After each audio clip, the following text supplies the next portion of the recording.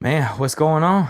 Oh, honestly, Back I'm again. back again, yeah. And I'm happy too, because I'm not gonna lie. I'm Yeah. super self-conscious. I watched our episode back hmm and I was like, girl, loosen up, man. Like, Yeah. loosen up. Yeah, I feel like the first one was kind of scratching the surface a little bit. Definitely. I can't believe that I'm still feeling a little bit still of the sickness.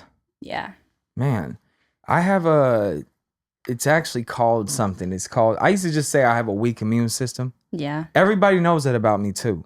Like if I get sick, cancel Christmas, man. Block out 2 weeks. Yeah.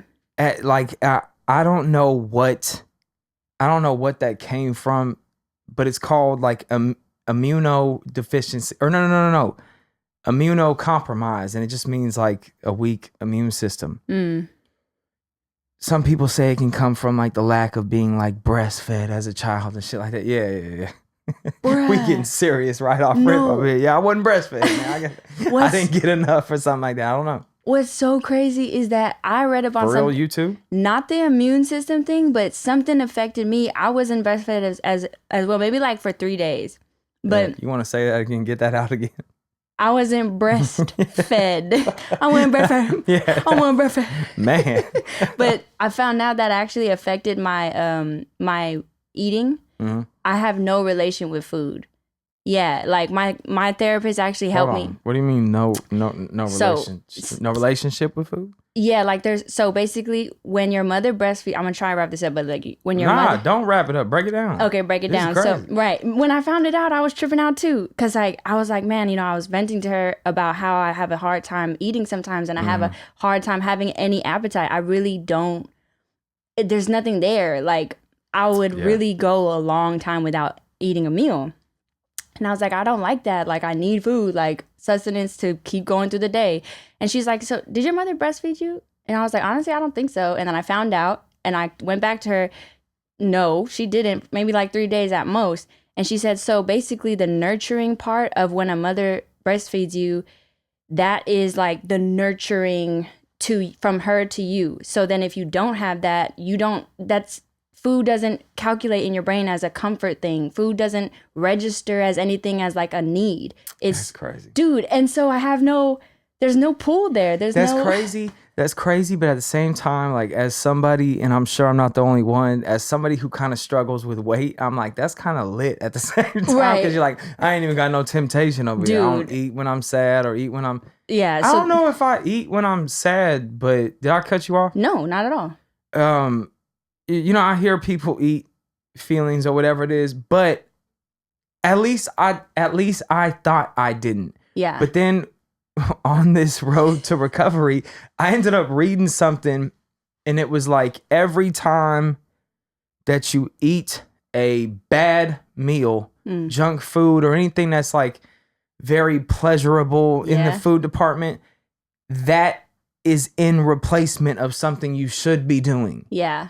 And I started to think about that, and I'm like, yeah, every time I think that I was like, you know what, let me just order this pizza, or like, let me order whatever the comfort food is. It is at a moment where I'm like, I need to feel good. Exactly. And why do I feel bad? And that's really what we should be asking. Yeah. Is why do we feel this way? Because for some people, especially me, you start eating too many of those meals, it'll start setting you back. And then your self-confidence is all off. And it's another thing. Yeah. I'm going to try my best not to cuss that much in this episode because my niece listens to this. So I feel that. Yeah. I feel that. So we're gonna try. Keep it PG as possible. Yeah. But back to the breastfeeding. I heard the same. I heard something similar as well, but it just doesn't give the kid as much nutrients that it needs to build that immune system up. Yeah. And then for the long run, they never really get that full developed, powerful immune system. Man, when I get hit, me and Mike Watts used to joke around. Everybody knows this about me, though. My brother Jojo knows this. Everybody knows that if I get exposed, if I have a phone call with someone who's sick, I got it. They can try. I don't know what it is. I don't know what it is, man. It's always been like that. I remember this one time I was with I was spending the night with Mike Watts at our homie's house, my Mexican family's house. Mm-hmm. And we were sleeping on the floor. And I remember just the conversation, like right when we laid down, everything was all good. 30 minutes into the conversation, plugged up. Everything was just messed up. And we're like, man, what the hell is going on? Yeah. And dude, we were both struggling. We were like dying over this. Man, it's so hard not to cuss. But we were just dying. And I remember the next day, the Mexican mom, true to fashion, was like, I'm cleaning the whole room up, right? Mm-hmm. Dude, I remember I went in there because I was always trying to help. I think I lived with him at the time. And I always tried to help, right? And I just remember she was in there, like, she like wanted to deep clean. Yeah. Whatever she heard just pissed her off to where she was like, y'all just getting sick from laying down on the ground? Like, this is just unacceptable. Exactly. So like she went in there and deep cleaned it, right? All I remember is I see her. The technique was crazy on this. I don't know. I got to talk to her about this, though. She had a broom, and then she was, like, kicking up the dust from the carpet, right? So I just remember there being, like, a lot of these, like, dust bunnies. These were, like, dust bunnies from hell, though, man, because these things tore me up. No, listen. Why were you in the room when she was kicking it up? I just wanted to help. I didn't know dust can get down like that. Like, so, man, I walked in there, and I'm trying to help, and then after like 30 seconds in, she was like, just leave. Like, because I was like coughing and dude, I kid you not, on the way to another person's home, like on the car ride, I just felt like everything was just attacking me, man. We in here now. Yeah, and then I talked to, like, I was dead, and I was like, let me check on Mike Watts, and I called Mike Watts. He was like, oh, no, I'm good, man. I popped like a whatever, something like Advil or something like that. Or like a Airborne at the time. There was the this thing. Things, yeah. He was like, no, I popped the Airborne. I'm fine. I was like, dude. I was like, I'm gone, bro. Like, everything is canceled, bro. It's over with, man. I can't. If you have hung out with me long enough. No, you get sick pretty bad. I'm not gonna lie. It's too easy. Yeah, too easy. Like, it's all because of my mom, man. That's crazy. All roads really do lead back, man. Didn't breastfeed me, That's damn it. crazy. You set me up for the trauma continues, man. Every time you get sick, you're reminded about you don't get breastfed. Man, for real, man. Damn. That's just the gift that keeps hurting. Every sneeze is just, I remember. Dude, I remember it all. Dude, every time, like this last time I got hit, I deserved it, though, man. I really do feel like I deserved it, especially if you're out here in crowded cities and all that. You're just asking. Yeah. Just asking to get hit up. Kind of. And when, and there's never a good time to get sick. Yeah. It just feels like there's more and more, more strains out there. Like, it sounds like a sick weed dispensary or something. But like, there's like more strains available out there that could just hurt you. I'd agree. And, you know, let's be real. I've seen, unfortunately, and I won't say which bars or whatever, but there are some where I've watched them rinse a cup. Oh, man. One dip. Yeah. I'm like, but then at that point, I'm like, nah, this is my fault. If I catch anything, you still this is drinking my fault. there? Yeah. Like, I didn't call it after I seen that. So that's my fault. Yeah. Nah, man, it's crazy how vital the things that happen at a young age. Yeah. It just sets you up.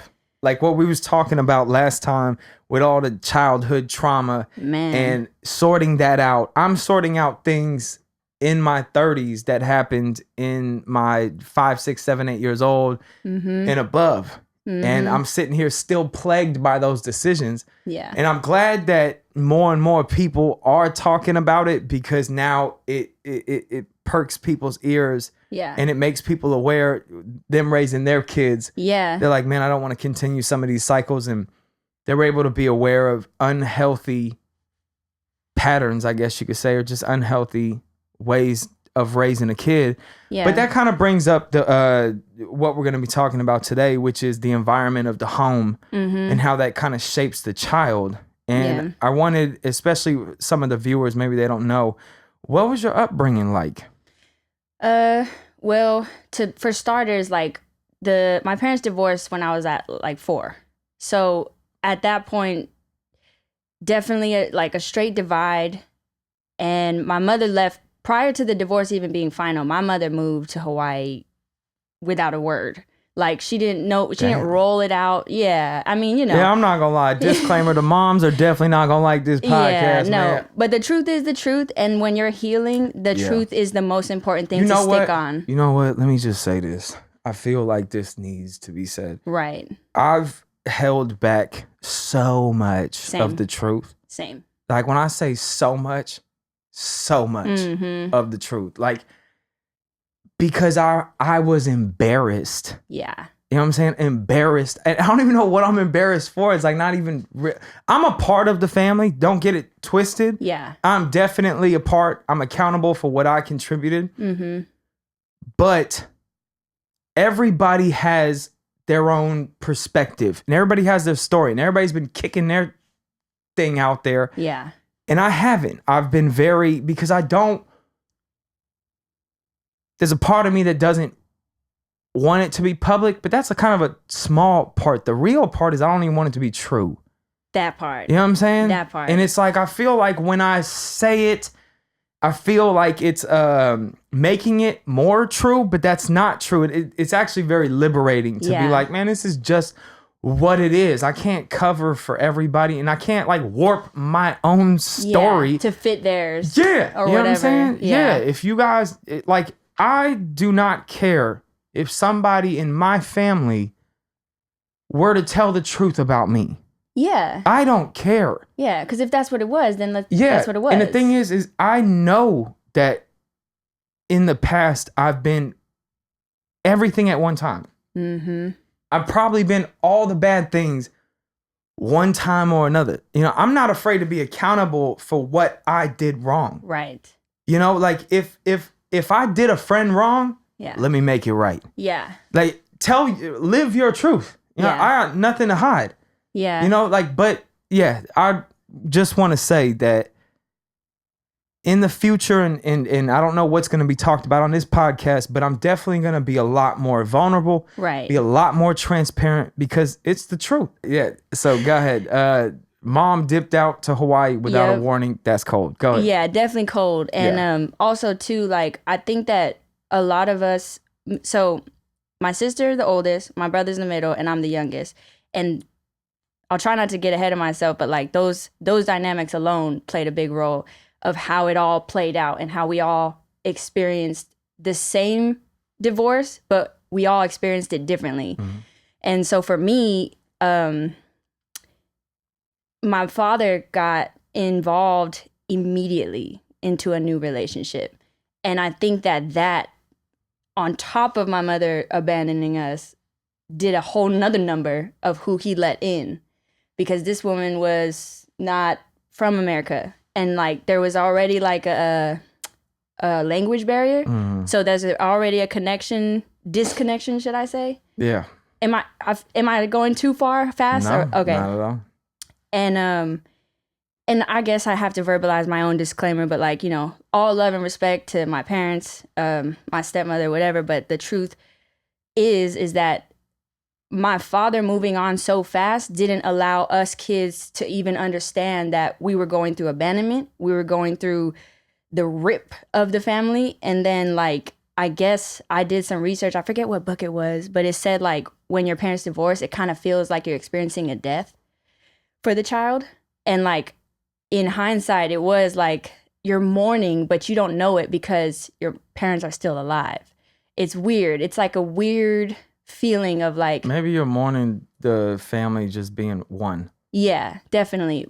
Then I learned in hindsight that like it never really was, because so I'm trying not to go too far ahead, but like my mother already was creating a narcissistic household before the divorce.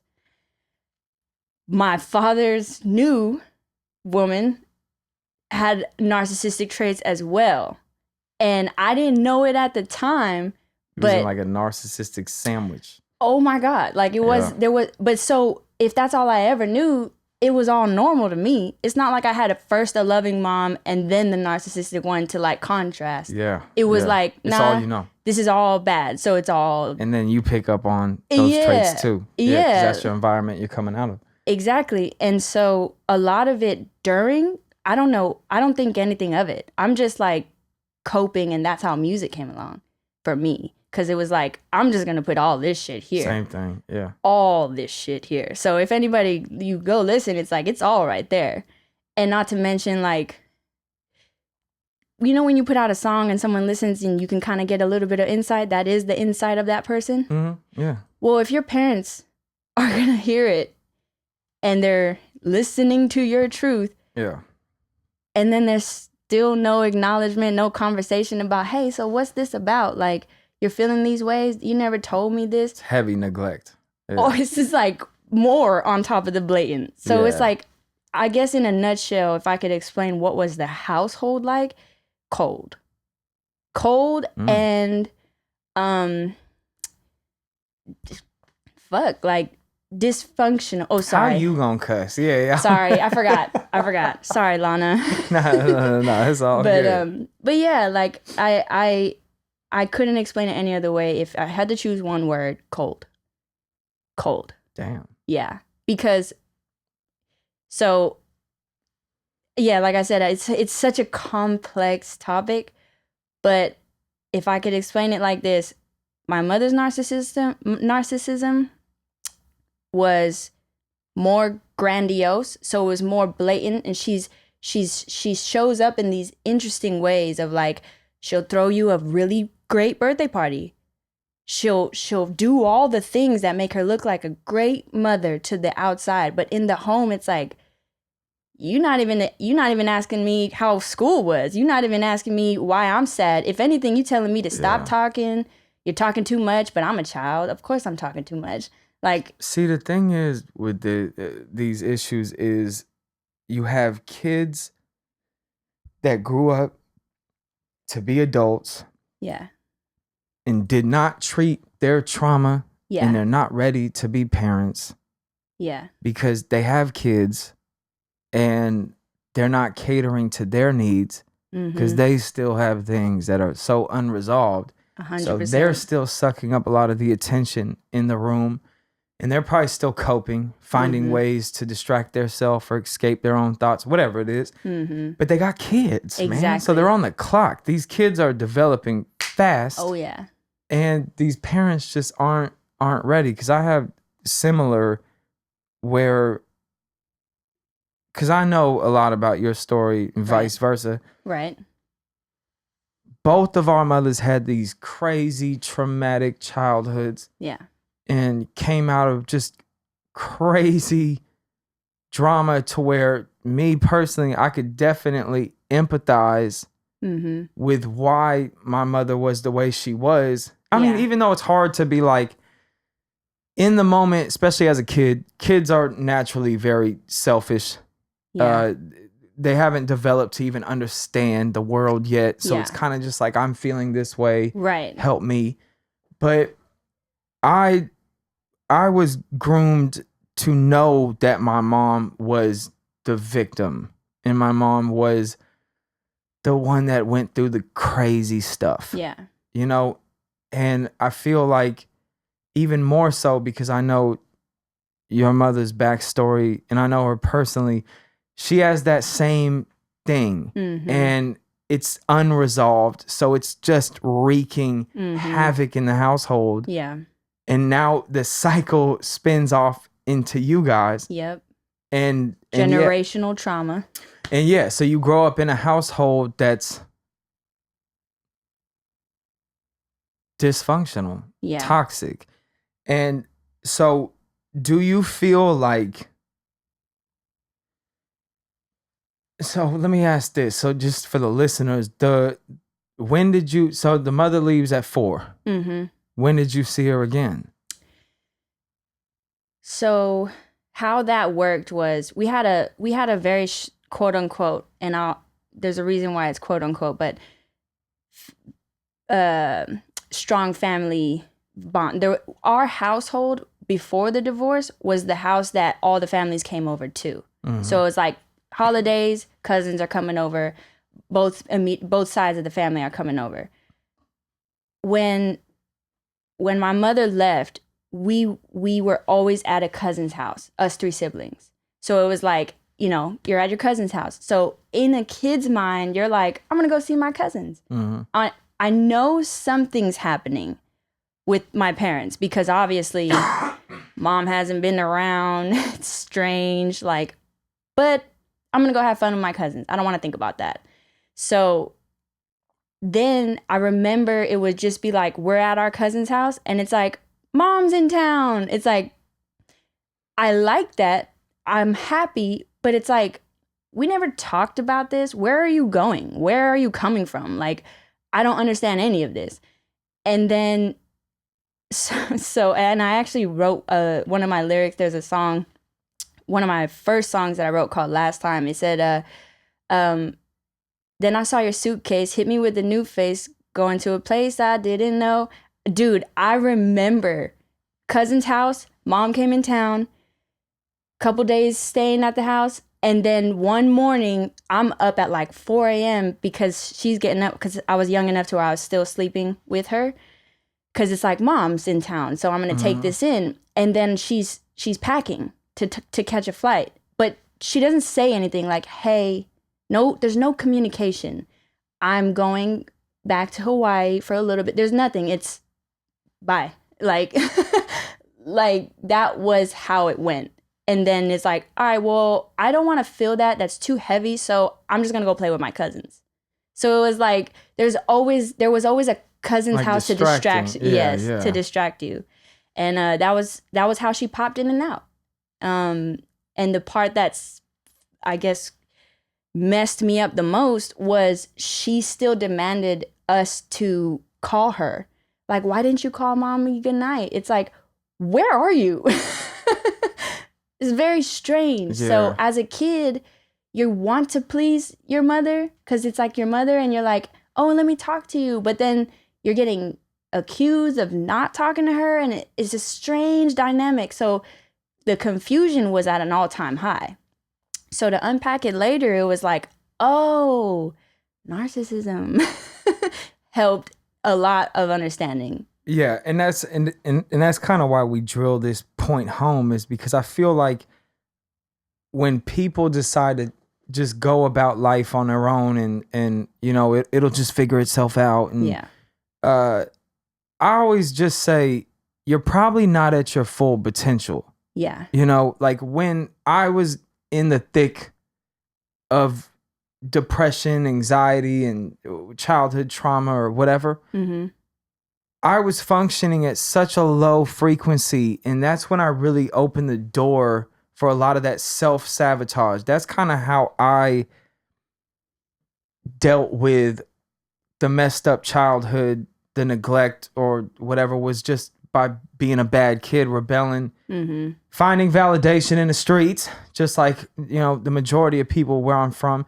And that's kind of what makes it hard for me to tap into that culture today because it reminds me of myself who was in such a bad headspace. Yeah. And I feel like the streets is full of people like that with untreated trauma because you can raise hell. Yeah. And there's people out there that are doing just that. They're taking out their anger, all the things that made them depressed as a child and things they went through. The streets is a open season to relieve some of that, you know? And so I feel like getting to understand that your childhood was messed up because your parents' childhood was messed up. It's not personal. Right. This is just how life goes sometimes when you don't resolve issues, when you don't have the necessary tools or people or support emotionally, things get messed up. Yeah. And me not cussing is really, is really overriding a lot of this, but you know, we're gonna get it done. I wanted to say, like, was there any abuse that was happening? And if you don't want to talk about it, that's fine too. I think I can handle it. And I appreciate that. A lot of it I think is heavy on the psychological abuse and emotional abuse. And the emotional abuse I think would be simply because there is no emotional care. Therefore, that's the neglect, which is the abuse, because you're deliberately showing up in certain areas, but where it all matters, you're not there. Where the emotion like the child needs emotional support, physical support. They need all of it, but the guilt gets passed on to me. Like I'm the burden. It's like, or we're the burden, all me and my siblings. And of course, you don't want to let your parent down. That doesn't feel good to disappoint your parent. But that's where the abuse is, because you're making me, the child, feel like I'm disappointing you for a job that is what's required of you as the mother is normal. I need these needs met. These are normal needs to be met. And see, even now, I'm already wanting to give the disclaimer that I for myself understood now that she did not get that. She was abused. But that doesn't mean that I don't need what I need as a child and what she did was right. No, it's just, this is what you went through sucks. What you put me through, that was messed up too. And then as far as my stepmother goes, her abuse was also the neglect, because, and I didn't know it till much later. And the thing about that one was there's a term. So there's a term called like the invisible child. There's different roles that the siblings will play. So there's the scapegoat, which, yeah, like from what I've heard, definitely you're the scapegoat. It feels like an AA. Right, raise your hand. Yeah, my name's Mason. I'm the scapegoat. You know what I'm saying? Yeah. Right, and that was my older sister. There's the golden child. There's the golden child, and then there's the invisible child. And the trippiest part about my situation was, and as I understand now, with my mother, I was the golden child for a little while, but then she broke away. When she left, that probably kind of saved me in a sense. You can't be the golden child at 4. I guess you're right. I mean, I guess you're right. But I do know through like home videos, which is the trippiest thing to watch. Like when you're healing and you watch home videos, it's the trippiest fucking. I bet. It's the trippiest thing. You know what's crazy is I actually don't remember a lot because I blocked it out. I couldn't agree more. I talk to my older sister all the time, and she'll tell me like, "You remember this?" I'm like, "No." Yeah. I'm like, "Not at all." My sister's being the scapegoat as well. She's the same way. She's like, dude. And I found out psychologically and scientifically proven, when you go through trauma, your memory is bad. Yeah. Because that's what you're doing is, I don't want to feel that. So I don't want to remember. Yeah. Like when I hear about certain, especially when you hear about it from a sibling, you're like, I don't remember any of that. And I doubt it was even like that. Yeah. Because their side of the story is so different, you know, but I picked up to what was going on in my house a lot sooner than anybody else, because I got really the brunt of like my mother's wrath. I didn't really have the father in my life. It was had like 90% of my childhood is me and my mother. You know, I didn't really have like, but my mother would. She had a funny. She was very abusive in the household in her own way, and she would I don't remember the roots of it, but I spent a lot of time around my grandparents, and I remember the earliest memories that I have. A lot of that part of my childhood, I remember being around my grandparents, and it's because I probably was shown affection and attention and whatever there. So I'm probably choosing to remember that over. I don't know how much I was there, but I'd be there for months at a time. That's crazy. Not months consecutive, probably 1 month, because I know for a fact my grandma would go to Hawaii once a year for a month, and then I would stay with my grandfather, and we would kick it, and it was a great time. I loved being there, but in my house, I was always too much for my mom to handle. and she got overwhelmed with me, and I started to rebel because I don't think I'm talking about 3, 4, 5 years old. I don't think I was really getting any attention. I don't like my younger sister is definitely the golden child, hands down. And she got a lot of attention. And my older sister was the firstborn. She got attention. So I was kind of like left out a little bit. Yeah. And then I feel like this home just became a place where, yeah, I was rebelling. I'm not saying I wasn't. I hands down was rebelling. But the reason why I brought up my grandparents is because my earliest memories was of my grandmother bringing to my attention that my mom wasn't nothing. Like, that my mom. That's crazy. She knew that my mom was extremely neglectful towards me. So some of the earliest memories I have is me. My grandma would get bothered that I wasn't looking right, and she would buy me clothes, and I would have my own little clothes. I'm talking about at 5 years old or something like that.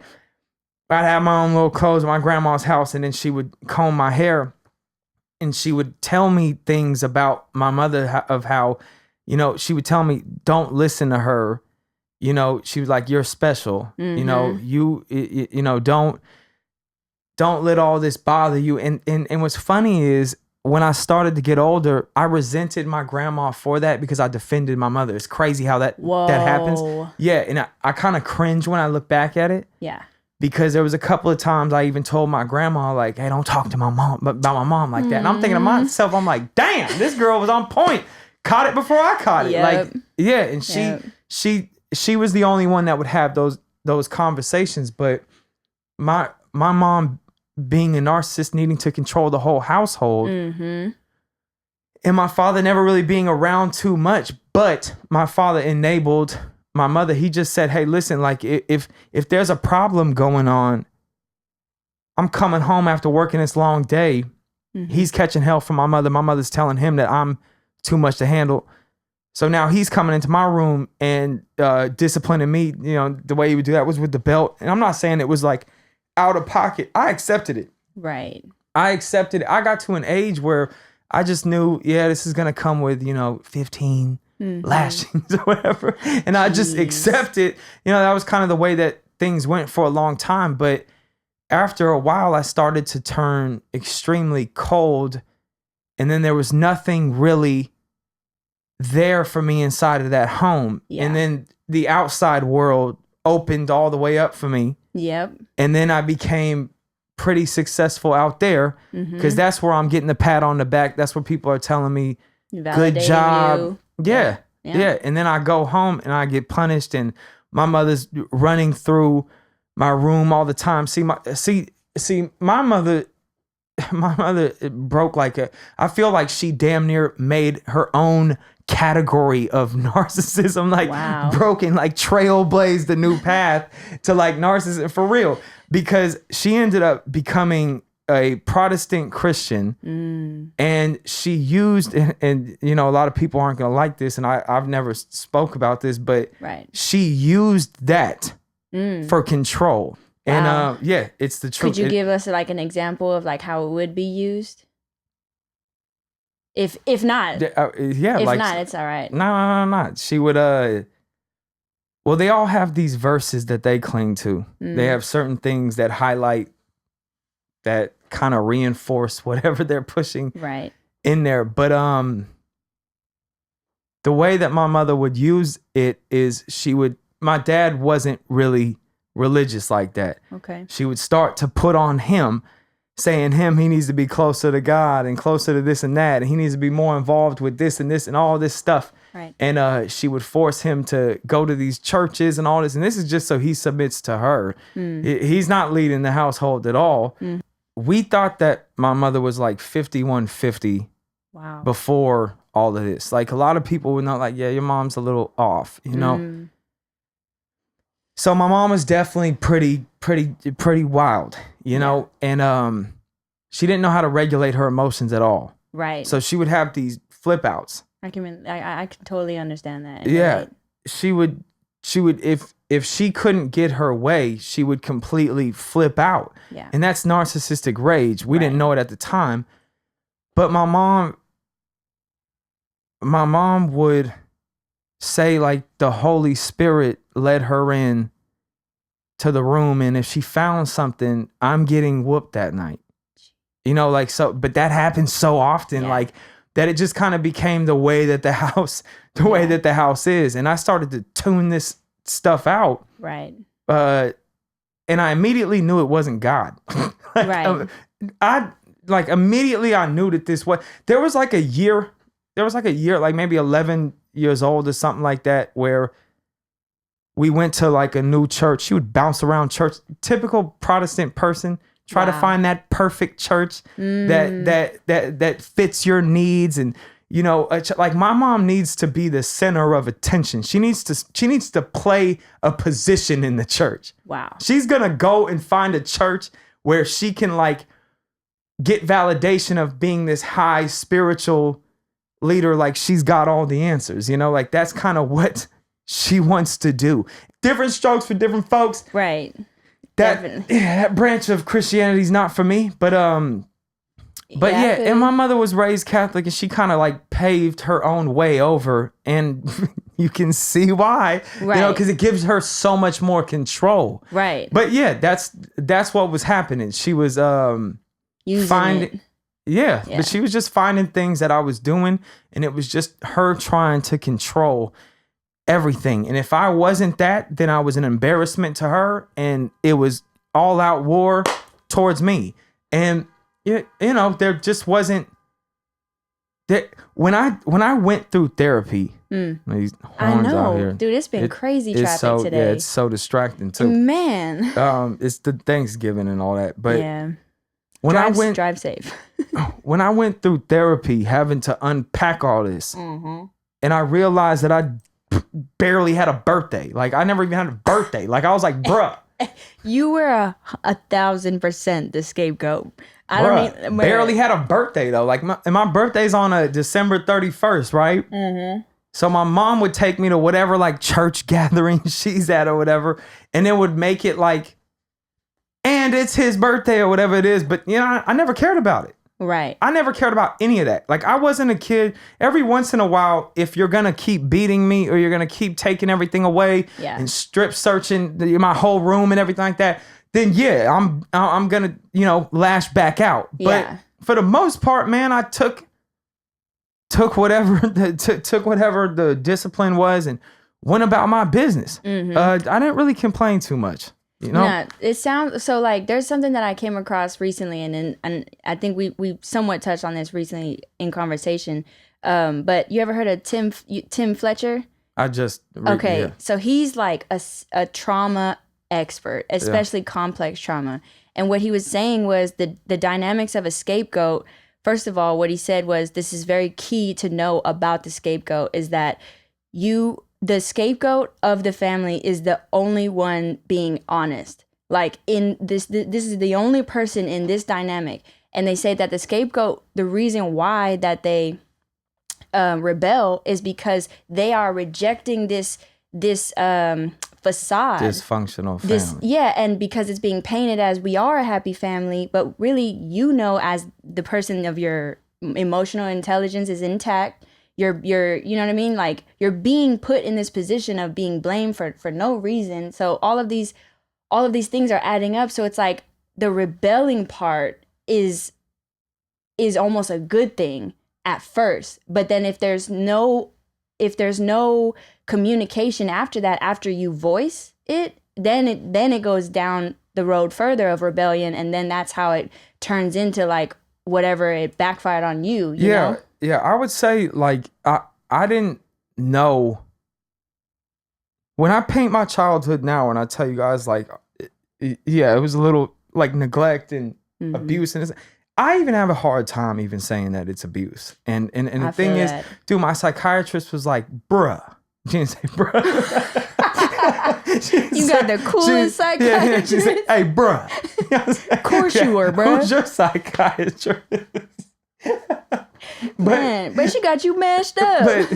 but she was like, this is definitely abuse. You got all bases loaded. She was like, you have emotional, physical, and mental abuse. And it's because like my mother would do like the fear tactics with like all the demons and devils and all that stuff. Yeah. And like, I think when I was little, I think it worked, when I was like super young. And I think to a certain extent, all parents have the fear factor that they hope that kind of scares you away from jumping off the edge. But this wasn't that. This was like for control. Yeah. So, and she was asking me, she was like, how many times do you think, how many times do you think that you got physically disciplined? And she was like, let me know, like, is it over 10? I'm like, what? I'm like, I'm doing that in a month. I'm like, yo, I'm doing that in a month. I was like, yeah. I remember one time, man, me and my brother Jojo, because he didn't get like physically spanked or disciplined or whatever. I remember one time it was 3 times. It was 3 times in a week, something like that, right? No like, way. yeah, it was 3 times in a week. And I remember his mom was like, hey, what the hell is going on over there, bro? Like, what is happening? But it was so normal to me. It's all you ever know. Yeah, it's business as usual. Like, when you do these things, this is what happens. But it's not just that. Like, my mom was taking everything away from me, and it made me into a criminal before I even wanted to be one. Yeah. Because I hid everything, I stole everything. I still went about getting what I wanted to get. Yeah. And she just made me do it in a way that I didn't want to do it. But all of that all right, well, I guess if I'm already going to hell, and this is what I mean by it like part of the therapy session was just admitting like you were abused. Yeah. You were abused and you didn't deserve that. You deserve better. And it's crazy how when you say that, like, no. You deserve better. Yeah. And your mom does too. Yeah. These are hard things to actually grasp. Like your mother didn't treat her trauma, so she's taking this out on you, everybody. And then the older I got and the deeper I got into therapy, I started to realize that everybody was messed up. Yeah. Everybody was messed up in the household, and I just caught on to it. Much sooner. Yeah. And I was hip to what happened, but I reached the age, I remember I reached like this age where I was like, this whole Jesus thing that they're kicking, excuse my language, is bullshit. Right. I just knew, not Jesus. Right. I'm not saying that. I got you on that. I'm not their version of that. I'm like, nah, it's not it. Because I don't feel it inside of my like intuition, inside of my, this is not it. This is something else. I don't know what's happening here. Right. I don't like it. This is crazy. You know what I'm saying? This is crazy, but this is not that. This is being used. There's something happening here that, I just want no parts of it. But the thing is, I always longed to have a mother, and I always painted her in a way. And for people that don't know, I kind of have like 3 moms. Like I have people that are in my life that are in that space. And if anybody has followed my music, this will be the first time that I've really come out and said that me and my mother never had a good relationship, and it was anything but good. And if you listen to my songs, I covered for her every step of the way. Yeah. And it was my way. I've never said this, but it was my way of saying, you didn't break me. I still love you. Whoa. And I can still put that on a song, and I can say it now. You didn't break me. You didn't even come close to breaking me. Wow. Didn't even come close. Nobody did. The whole none of them did. Yeah. Didn't even come close. I had so much more to give. You know what I'm saying? Yeah. And the thing is that it made me, when I was going through it, it made me want to throw the whole family away. It made me, all right, like, I'll just do my own thing. And I created a whole new family in the streets. And that's who my family is today. And that family is dysfunctional, but at least there's enough love to get through whatever issues we have. See, I don't got that with my blood. My blood family has done me crazy. You know what I'm saying? And I let them do it. Right. I let them get away with so much stuff I would never let anybody else get away with. Never. And a lot of the issues that I'm having to deal with today is kind of repatching and reinforcing certain boundaries with the siblings and the other people in the family, because a lot of them are going along with the status quo or whatever, the business as usual in our family. And I'm going, all right, if you go with that, you're going against me. Yeah. You know, so pick one, bro. And I have no problem. If I don't got love there, what am I doing there? And y'all won't miss me anyway. You know what I'm saying? Yeah. Y'all ain't gonna miss me anyway. Stop fronting. Yeah, but the thing is, if you listen to all my songs, I even made a mixtape called Mama's Boy, and on the cover, I'm outside in a jacket and a beanie in the cold, and it says Mama's Boy on it. Right. I was never a mama's boy, and but you longed for it. Of course. That's where. Of course. Exactly. And I still long for it, and I feel like everybody longs for it. Yeah. And that's what's normal. I do have a Mexican woman who has, just by her being a good human being, placed herself into that space to where I get to actually feel what it's like for someone to actually care. I know what you wanted to say. You know what I'm saying? Someone actually care. And check this out. To this day, my mother has never said like, good job on the music. Never. Can I just... I'm going to tell you this. Hold on. Tell you this too, since we're dishing it all out since the family trauma episode. This is a family trauma episode. It is. My sister, for the first time last week, said like, good job. Like, this is like, I've checked this out. This is dope. Me and my older sister have rekindled a lot. Beautiful. And we started having like the conversation. I'm just like, listen, this is what I feel is going on. Here's my side of the story. I'm not against anybody. I'm not trying to hurt anybody or anything like that. This is just what's happening. I long to have a relationship with my mother, and I take care of my mom. Like, I've helped my mom out in every situation she's ever got in. But I don't do it looking for something in return. Yeah. I just do it because I thought that's what we're supposed to do. And I've always been there. I've always been there for my family. It's just wasn't reciprocated. But I've never had that validated from the blood family. But my Mexican mom, what? Right. My Mexican mom would tell me like, hey, I heard the song. You're so talented, mijo. You know what I'm saying? All this stuff. I'm like, damn, that's crazy. Yeah. That's crazy. This woman don't owe me nothing. Thank you for seeing me. Yeah. Yeah. I started to look back, and I'm not going to lie about it. I've talked to help about it to sort it out, because I always want to make sure I'm not tripping. Yeah. And I definitely wasn't tripping. Yeah. Like, I just looked back at the sister that I thought I was close with. Yeah. We were never close.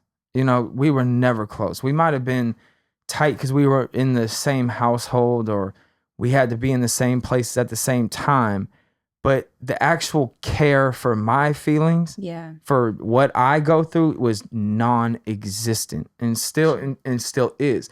And the reason why I bring that up is because I had a girl.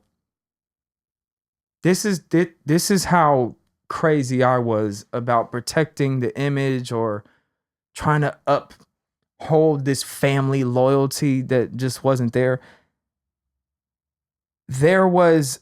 I got two stories that are flying in my head right now. Okay. There was a friend of hers that in Vallejo we grew up. There's some real stuff here. Wow. There was a friend of hers that we grew up around that they were tight. Okay. Her and my sister were tight. And later in life, I happened to be around her more because she was with somebody that I was homies with. And I'm trying not to say the exact person or give any details. I don't want to air anybody out like that. But there was a conversation that happened while we were at some party or whatever we're drinking. And I remember she says something along the lines like, your sister like is like a coward. Like, she was like, she's just hella selfish. Remember, she said that.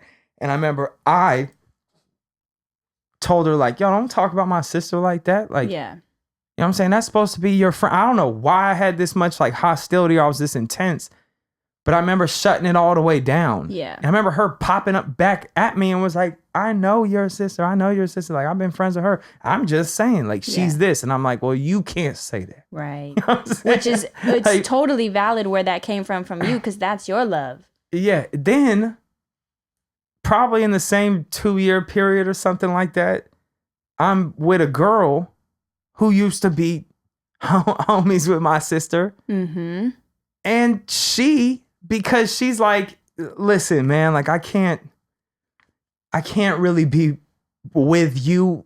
You can't be my man and I can't be her friend because this girl as a sister is trash, bro. Wow. Like really, cause listen, I'll just say it happened after like my sister, we might as well just discuss how narcissistic relationships can happen with siblings. Okay. My sister's not doing anything that's like deliberately at me. She's not backstabbing me. She's not stealing money from me. She's not doing that. Right. She just has no empathy for me. Right.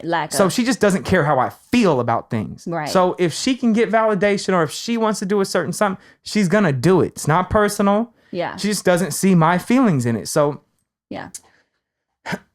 There's many stories like this, but I went out with her to a place called the Saddle Rack, and it's only me, her, and my girlfriend at the time, which they were homies. Okay. So my sister's a third wheel. Okay. My sister right in front of me starts making out with some random dude, some nobody, right? Like nobody, and then decides to bring him out to the car in the parking lot where I'm at. I'm like, yo, do you want this dude to like, I'm not with that. Like, even if you want to be like that, just do it when I'm not around. Yeah. Like the one night that you ride with me to the bar. So, but I'm flipping out about it because I'm not feeling it. Right. I don't like it. And I'm valid to feel that way. Like, yo, you're just embarrassing me. Right. Like, it's not like you're like the ultimate betrayal. You're just embarrassing me. Yeah. And we're supposed to, if we're siblings, we're kind of supposed to move as a unit. That's the idea anyway. Yeah. So after I'm still kind of in the heated moment, my girl finally opens up about the opinion about how she felt about this. And like, cause she's a sister too. And she's like, I would never do this with my brother. Like, you know, like basically what my girl at the time was saying was, I can't really be around your sister like this. Cause she was catching like, I don't like this. I don't condone why she's doing this or whatever it is.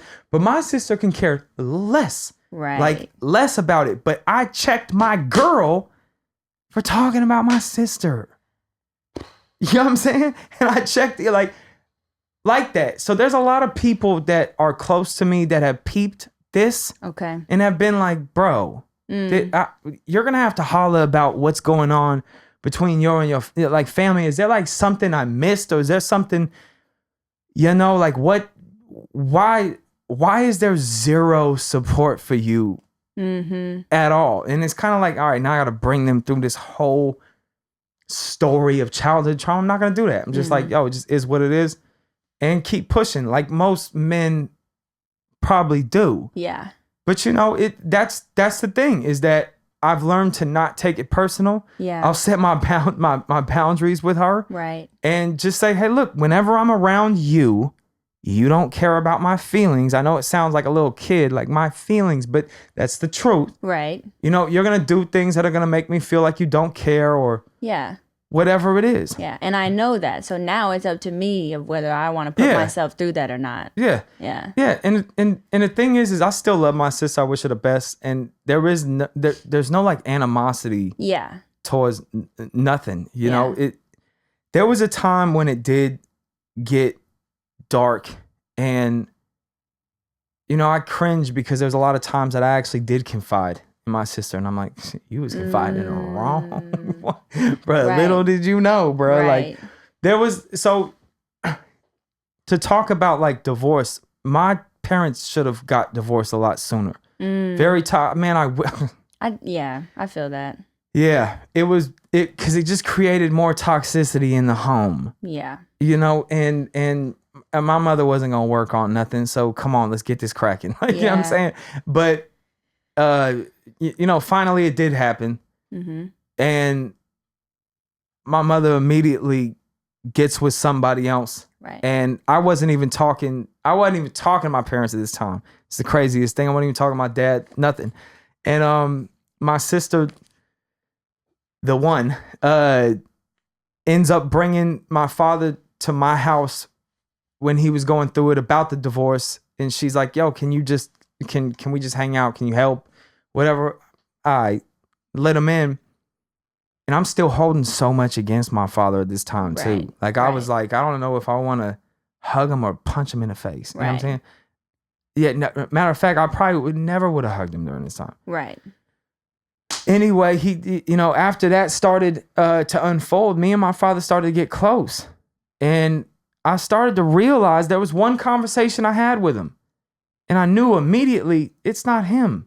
It's not him at all. Like I thought it was for so long because he was the one that was delivering the whoopings, beaten. You know what I'm saying? Yeah. So I thought it was him. Yeah. But it was actually really my mother manipulating that whole situation and wanting me to get that and causing me and my dad's relationship. And if you ask my mother today, it was just because I was a rebellious child and she couldn't put up with me. And, you know, it was my fault. Fair enough. It is what it is. It happened and it's good. But figuring it all out in the end, I had a conversation with my father and he had told me, because he's not a violent dude, he's the opposite of that. Yeah. I'm like, what was the deal? Yeah. And then I heard he was like, your mother would get on me about everything in the book. Yeah. And then hand me a belt and tell me what I need to do with you. And I'm thinking to myself, I'm like, dude, my dad, like my father would talk about whatever, like he's not that type of person. Right. But my mother had control over the whole situation and manipulated it to where that's what it was. So now my mother tosses him to the curb and gets herself a little new boo. And they get me involved. The one that they kicked out the house. Right. You know what I'm saying? They come get me. Yeah. You know what I'm saying? You know what I'm saying? Yeah. Like, it's like, bro, what do y'all get y'all together, man? Like, damn. They end up getting me. Me and my dad squashed our beef. And now I'm hearing about this new dude. And I'm not having it. Yeah. And just by chance, I end up in Walnut Creek. I used to go to this. I used to have a recording studio over there. I used to go to a Starbucks to get my fix. And I run into my mother and him sitting down at a table. And I immediately walk up, sit down, give my mom the death stare. He reaches his hand out, slap that off. You know what I'm saying? And me and my mom start talking. Yeah. And my mom's lying to me right in my face. He tries to say something. I'm not going to put every detail out there. Right. But I let him know that that's not going nowhere. Right. That won't fly. And he complied. And my mom immediately starts attacking me. Right. My mom wants to physically fight me and all this and that, right? So I'm like, I'm going to go into Starbucks. And this is what I said. I was like, yo, I'm going to go get this quad shot Frappuccino real quick. And when I come back, if he's still here, beating his ass. I remember I was like, and there ain't nothing you could do about it. Mom, if you get in the way, just like, you know what I'm saying? You might catch you one. a casualty of war. You know what I'm saying? Like, that's just how this is going to play out. Period, man. Right. And so me and mom, it was probably one of the most traumatizing moments that I've had because my mother ends up screaming things at me and I'm like, I didn't even ask for this. Right. You doing all this, bro. I just came here from my quad shot. Yeah, I'm trying to get my quad shot macchiato real quick. With extra caramel drizzle and you over here cheating on dad. No, I'm just kidding. Cheating on dad. Yeah, I don't even mess with dad. I don't even know why I'm here. You know what I'm saying? Y'all don't even mess with me. Y'all, but watch this. It gets worse. Oh no. It gets worse. Uh-huh. No. I'm sorry, Lana. I gotta say, my family ain't shit. No, for real. No, it gets so much worse. So I come back because during this time, all of us are tight for the first time since like 4. You know what I'm saying? Wow. Like, all of us are tight again, right? So we're all having these conversations and I'm like, y'all ran into this dude. This is what happened. They're like, man, no way. I'm like, yeah. So, we'll figure it out. I'll see what mom is talking about and maybe we'll resolve this. So we end up she tries to resolve it. But this dude, her new boo. Oh my goodness. He ends up having one too many beers or something like that and ends up getting on the phone with me. Oh no. And told me, it's all good because we hashed it out. We're all good. He tells me, he's like, talking to me like that, I'm going to beat you like your dad should have beat you. I was like, okay, yep, it's done. Your fate just got sealed right there, buddy. I'm like, it's over. I'm like, now this has nothing to do with family. Now it's between me. You must feel the wrath. And you now, bruh. I can't believe you would do that after our little Starbucks meetup, bruh. I know. How dare y'all? Yeah. But so anyway, the feud they play this little game of keep away this and that. But me and my 2 sisters are tight. We're all communicating about this, right? And I can't catch him. And I'm trying to get this guy to meet me. So he's not meeting me no more. He honestly said, like, later, let me just tell the story. There ends up being like a event. I can't be in the same room as him. He can't be in the same room as me, whatever. He's trying to squash it though. I'm not trying to squash it because he needs to basically bow all the way down, say that he made a mistake. He needs to man up and just come clean. Yeah. You know what I'm saying? I don't want to have I don't even want to be involved in this. Yeah. To be real with you, I was minding my own business, making good money. Right. Having fun. You know what I'm saying? Self-medicating for my trauma. Right. And y'all done dragged me out of my drunken whole stupor for this. So, no. So, anyway, there becomes like a family thing that they try to get me to go to. And my sister tells me, she's like, hey, ride up with me. It's kind of it felt strange. She's like, yo, we're going to go to my great aunt's house, who's like a grandmother, someone I love and respect, completely innocent, lovely woman. She's like, yeah, like, go up there and be a part of the family or whatever. I'm like, all right, I'll ride up with you.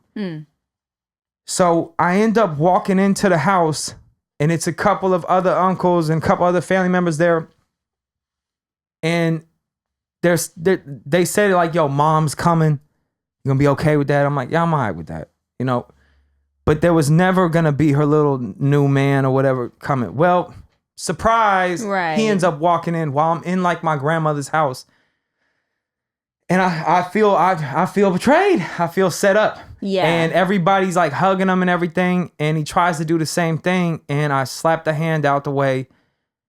I actually don't even slap the hand out the way. I don't even do anything because I just didn't shake the hand. Right. And I'm looking down. I didn't know what to do. I'm going to be honest. I didn't know what to do.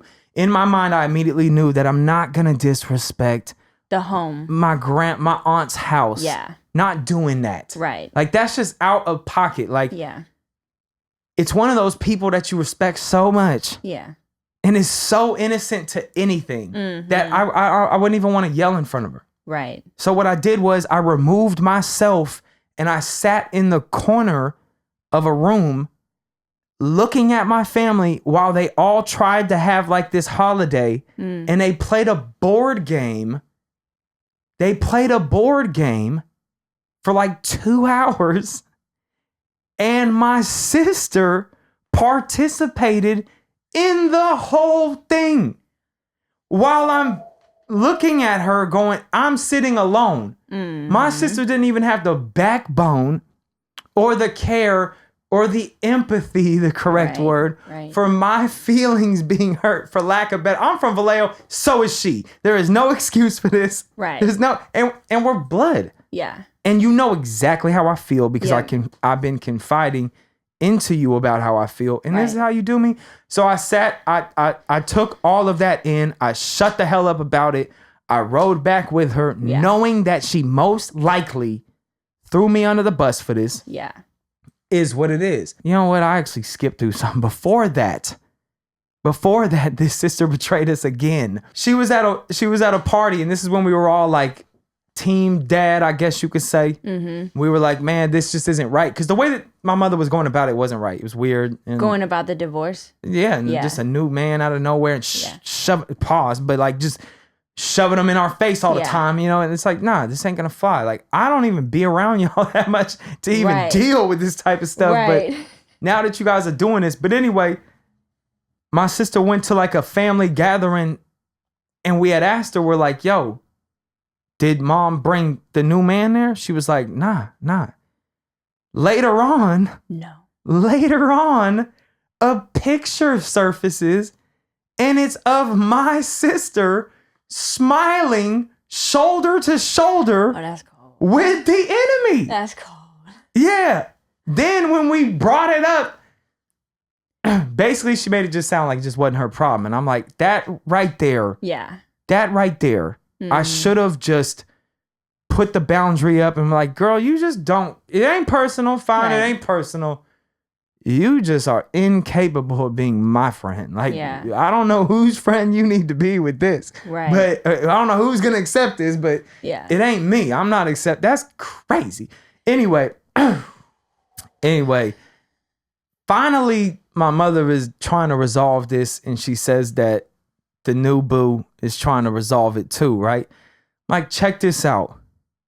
Tell him if he's sorry for everything. Yeah. If he thinks I'm going to hash anything out with him, no, it's not going to happen. He knows what I want. That's what I want. Give me that, and then we'll shake hands. But other than that, no. Yeah. He got on the phone and he gave me the most sincere apology. Then I knew right then on the phone, it's not him. It is my mom. Like, I knew right away. But he said something that was so, it made me so, I've never spoken publicly about this. Even to family members, I've never spoken publicly. Wow. It made me so mad because I was trying to tell family members, get out of the way between me and this man. Yep. I don't know what you guys are doing, but it looks crazy. For one, you guys look, I'm trying not to cuss, scared. You look scared, bro. Like, this is crazy. But he told me, he said, I feel like the interactions that the family had put together where they tried to get us together were not healthy. And I feel like this got off to the wrong foot. And then he said this. He said, when your sister, mother, and uncles decided that they were going to trick you into having me show up at Aunt blah blah blah's house. So it was a collective. It was a collective how they did me. And he said, I just want to apologize for that. I was in a bad spot too. I said, bruh, if any man could respect that. Yeah. I said, all right, it ain't you. It's them. I told him, man, I've been dealing with this for the past year or whatever. And just to be honest with you, like, I'm not tight with these people, man. Right. I lived a whole different life. I'm not even close with a lot of these people. Right. That are my family that can't even stand up for something. Like, bro, you had, like, to my sister, like, you weren't even asked to do anything. Like, you threw me under the bus for what? Right. Like, what was there? Like, chips and dip? Or like, what? Tell me something, make me feel better about it. Like, what did they have? Like, would they bribe you? Would they have a jumper in the back or something like that? What was at this party that was so, like, worth throwing away your brother's, like, your trust and everything? I'm like, this is crazy. This is crazy. Oh, my goodness.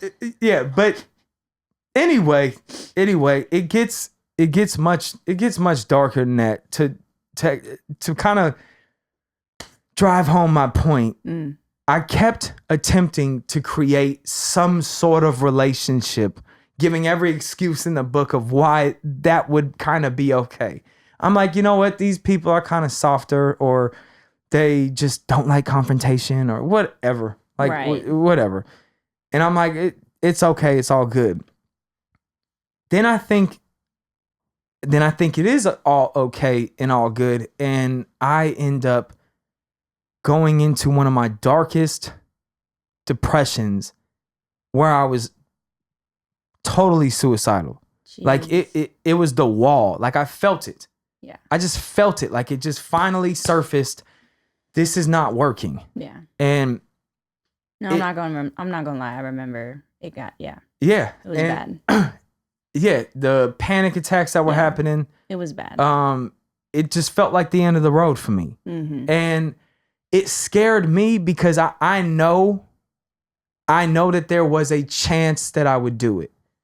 And that scared me because I know the feeling of when I'm about to do something that I'm uncertain of. I know the adrenaline. I know the feeling. And you start to not trust yourself. Yeah.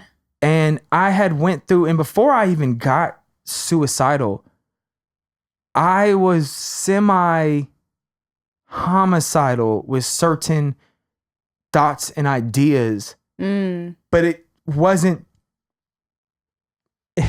it quickly turned on me. Wow. Yeah, and I remember, what's so crazy is I remember I had a moment where I actually broke down and cried in the sister's room, the Judas room.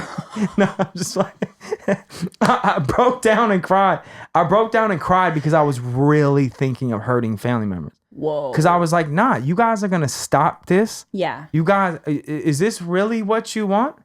Is it? Yeah, this is a valid enough is enough feeling. Yeah. Is it? Then let's go, bro. Yeah. Now, I know you guys don't know that I'm hurting. I know because you guys don't listen to me. You're not hearing me. You know what I'm saying? So I know you're like, whoa, I didn't think it was that deep. But I'm ready to go now. Let's go. You know what I'm saying? Somebody's going to go. And I remember being in my sister's room and just being like, I'm afraid of where I'm at. And and obviously nothing transpired. But like I said, it started to turn into suicidal slowly, and it started to consume me. And when I felt like I couldn't take anymore, I had reached out finally to a therapist, and I thought I was like psycho. Yeah. I thought I was psycho, man. I thought like, cause I was starting to hear things, it was starting to get crazy, right? Yeah. And so in the I guess the cliche, or what is it? The process of the psychiatrist helping. Yeah. She was like, okay, like, all right, like it's kind of like a private investigator taking on a case. Like they need to figure out what's going on, right? Yeah. So by chance, she goes, all right, well, look, hit up your immediate family. And I didn't even tell her, like, I'm not really close to my family. Like, I didn't even tell them that. Yeah. It was, hit up your immediate family. We need a support group for this. Wow. And I told her, I said, man, I definitely have, I guess, daddy issues, I guess. Like, I don't, no father figure. Maybe it's coming from there. I don't know what's really haunting me the way it is, but boy, is it haunting me. Like, right. So she goes like, yo, just reach out to these people to create the support group for you, and we'll go from there. But you need to have somebody besides me, because, therapists, I mean, they are available, but you need people in your life, almost like a drug addict needs their sponsor.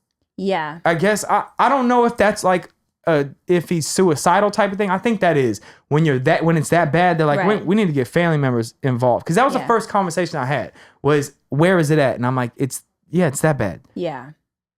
So she ends up kind of assuming that my father would be the tough one to talk to. Right. I hit up my immediate family. Nobody hits back. Like, nobody really hits back. Whoa. And my dad did. No. Yeah, like my dad ends up hitting back. And that is insane. So I said that on the last podcast. She was like, I want you to have these conversations. And I'm guessing it's going to be very difficult for you to have a conversation about your father. Yeah. And I'm like, yeah, I guess. But I'm like, in the back of my head, I'm like, it'd probably be really cool. Because like once me and my dad hashed out our shit, it was done. Yeah. I apologize. But yeah, once we got that behind us, it was done. Didn't even exist anymore. I didn't hold nothing against him. Yeah. He was good.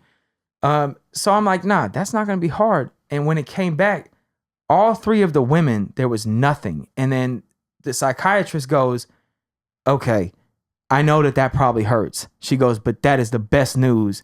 We just found exactly where this is coming from. Tell me about your mother. Oh, you know, wow. and it just started, and then from there, oh my God, like I've been set clicking, free. man. It just, dude, it was clicking, right? Right. But the crazy thing is that the sister that I thought I was close with, was the worst on the issue. Like, was made it about her, and it, like, there was so strange. Like, I don't even know how to put this into like words, but it's kind of an awkward text to send out, like, hey, like, I'm suicidal, and then like nothing, and then like, are you coming to Thanksgiving? It's like, I might not even be here for Thanksgiving. Bro, what are you talking about? Am I coming to Thanksgiving? Like, they would send me like group chats and all this like strange things. Segues are nasty. I'm like, bruh, this doesn't make it, like, it was a very awkward thing. Right. But I ended up having a conversation with my sister, and like, she made it into like she's a carbon copy of my mother. She's kind of on like the same religious thing, whatever. And we end up falling out. And here's the thing is, my psychiatrist tells me, she's like, listen, I've already heard enough about the mother that I know for a fact that this is the root of the problem. Don't blame your siblings. They were taught to treat you this way from the mother. So don't even worry about that. Try not to take those things personal. So when she told me that, it was almost like what I wanted to hear, because I don't want to feud with my little sister. You know what I'm saying? Like, it's pointless. Mm-hmm. But yeah, so I end up, the family doesn't say a word. Crazy. A word, like nothing, nothing. You want to know what's so wild? Is the people that did reach out is my uncle's wife. Shout out to my Aunt Christina. And my gay Uncle Terry and Dave. They reached out, man. Like, that's it. Everybody else was crickets. Right. Crickets, right? And I'm like, now I feel stupid for even coming out and even saying this, because I wasn't even close to y'all. Like, my psychiatrist made me do this shit. Like, you know what I'm saying? But like, yeah. But like she said, you found out everything I needed to know. And the whole time I painted this thing a way that it just was not. Right. You know, so yeah. And yeah. Crazy. Yeah, it was the brick wall that I needed to hit. Yeah. To realize that these things did bother me. And they did hurt. Bother is an incredible understatement. Bother? Man, like, it bothered me. Psychologically twisted you. Like, that's way well past bothered. Like, let's keep it real. Like, that's like the thing that threw me off about these family members is they're heavy on the Jesus stuff. Like, they're heavy on it. But that's why I said some of it is it's cap. Well, yeah. It's definitely cap, right? Yeah. And there's a lot of stuff that psychologically is just totally twisted with religion and how people use religion. But all of these things have brought me and my father closer. It's brought me and my older sister closer.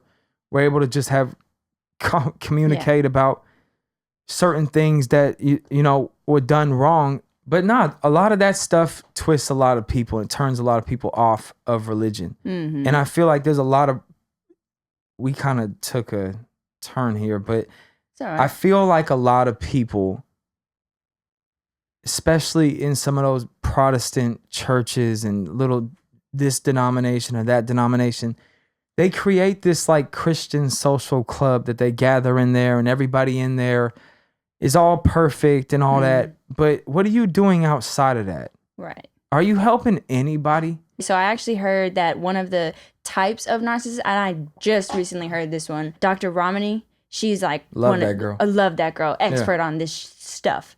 And one of the types is, she said a communal narcissist is the type where it's like you involve yourself in things, many things. And my mother was the same. She, you know, where she lives now, I won't disclose, but like communal narcissism, back to that, is they involve themselves in all of these external activities that are like, that look great. They like volunteer work, whatever the case, but in their personal relationships, they're treating people like shit. Yeah. Sorry. It's all good. Like crap, like dirt, like nothing. Yeah. And it's like, that doesn't add up. The math is not mathing, like at all. period. And so yeah. A lot of like, I think for me is I wanted something so bad, and I kept trying to obtain it. Yeah. And it just kept hurting me. It just end of story. And the thing is like, I felt like I would be the laughing stock if I fell. And if I didn't make money, if I didn't make things happen. And when I was in that trauma, when I was early 20s, I was basking in the streets. Basking. Really, I don't even like the term streets. I was rebelling. You know, and I was good at being a criminal too.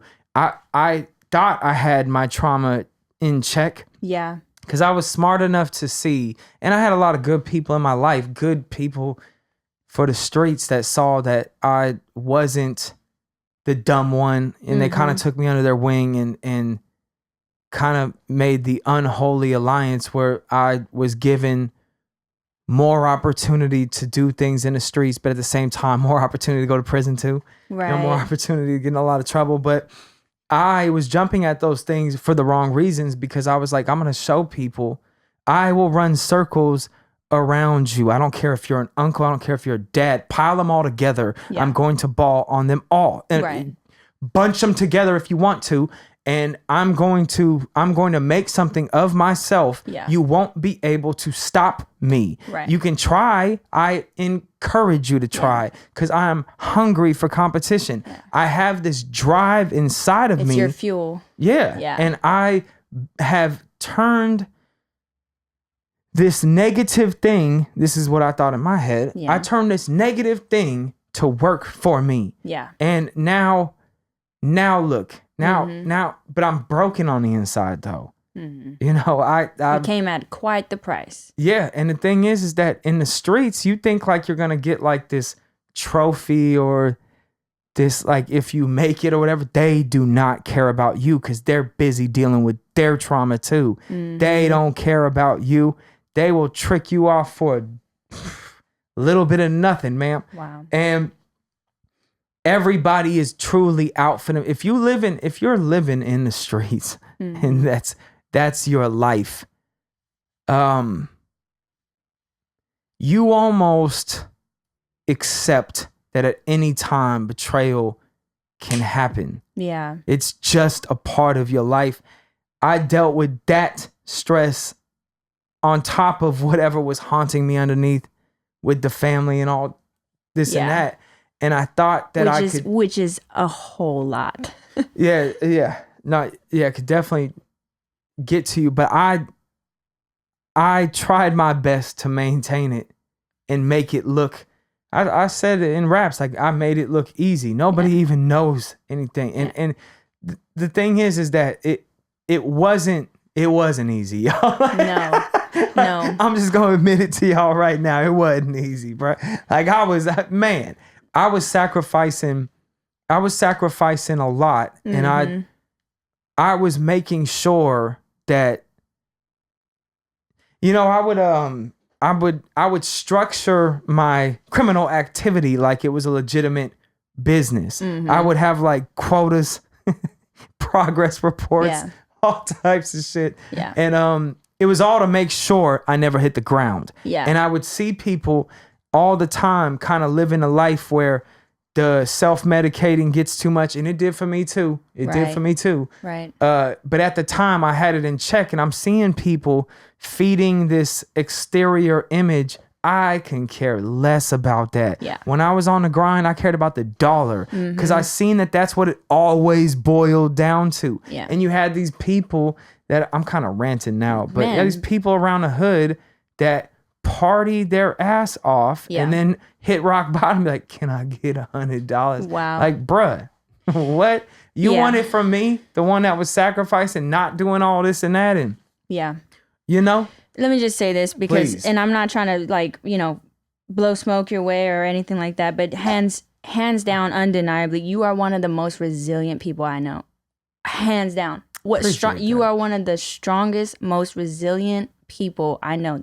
The more that I would hear, like you would share stories and like you're telling it sometimes with a smile and a laugh, and like I know that, yeah, sure, I could say like, yeah, we all have these like coping mechanisms, like, man, forget all that. Like, to endure that type of, call it what it is, abuse, and then still have this mentality of like, nah, but I'm not going to be broken though. Like, you're not going to break me. Yeah. Like, what? You chose to have that mindset. Like, between you, my sister, like one of the most resilient people I know. Like, hands I appreciate that. down. Thank you. No, I mean, you know what I mean? Look where you at now. Yeah. Like, if it don't speak for itself, I don't know what it's doing. You know what I'm saying? Like, I don't. And so I didn't want it to let it go too far without, nah. No, I appreciate you letting me vent. Man, Getting it this off. is the family trauma episode. That's what this is for. Nah, for real. But I will say this to a similar story. It wasn't my experience, but it was what I witnessed.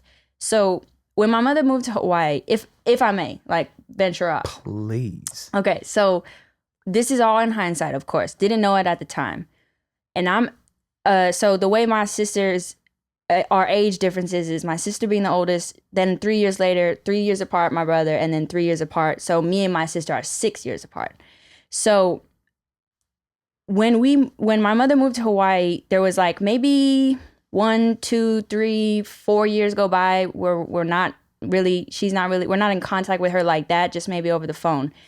And then all of a sudden my dad says like, oh, like, you guys are going to go live with your mom. I don't really have too much of a memory of like if we had a deep conversation about as to why, but I believe it was because my mother just wanted her kids. I think that was it. And then I won't dive into like what happened with my dad's side, but anyway, we're living in Hawaii for this year. This is my sister's freshman year. And if you don't go middle school and you go into high school, you have no friends at all. This is oh man. You know what I'm saying? I do know. I was with her on the first day of school, dropping her off, and I hope she's cool with me sharing this, but it was the truth. We circled the parking lot like 8, 9 times because she was that afraid of like first day of school, freshman, high school, don't know nobody. Mm-hmm. Okay, so this is me understanding, putting myself in my sister's shoes. I already feel bad for her. You see what I'm saying? Wait till you see how much my sister was the scapegoat. It's crazy. So this whole entire year, my mother is working, single mother. She asked for us to live with her in Hawaii, mind you.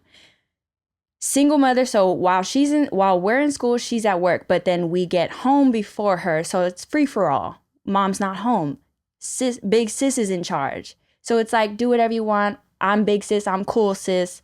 You know what I'm saying? She's like telling me and my brother, go play outside if you want, whatever. While she's slowly making friends, she's a very likable person. She is a great, you know what I'm saying? She's great. So she makes friends, they start coming over, all this stuff. Okay, well, I find out later down the line as I got older that my mother has called my sister the B word in front of her friends, smacked her in front of her friends, real public, you know what I mean? Whatever. Humiliation, yeah. Right, which is the worst. Especially for a kid. Yeah. Especially for a kid. Like I said, the point that I keep wanting bringing back, you brought us out here. And so fast forward to the year going by, all of a sudden we get the news, you guys are going to live with your dad. You guys are going back to your dad. She sends you back? She sent us back. And I just remember all I knew about why we moved back with my father was because it just got out of control. Like my sister's activity and behavior just got out of control. So it's better. But the truth in the matter is that she just my mother couldn't have her way. My mother, like the scapegoat goes, is going to rebel against what the person is saying. You know what I'm saying? Yeah, the scapegoat is when situations don't go the way that the narcissist wants. Exactly. It's on the scapegoat. Yeah, and because of this thing over here. If this thing over here. Yeah, this one that can't get it together. This one over here. And I've been neglecting for 20 years. And emotionally abusing and whatever, right? What's their deal? You know exactly. That's exactly how they think though, man. Like what's up with them? Exactly. But like they need therapy. Right. There's something wrong with this one. Something I hope they wrong. get therapy. Like, you the one that needs therapy. Yeah, exactly. The only one that needs therapy never want to get it though, man. That's crazy. That is so crazy. Dude, that is the realest thing ever. How am I in therapy right now? Hey, bro, like if I could tell my family, like, I'm in therapy, bro, out of everybody, Mase is in therapy. Like, y'all don't need it though? Wow. Right. Wow. Right. Y'all ain't. Yeah.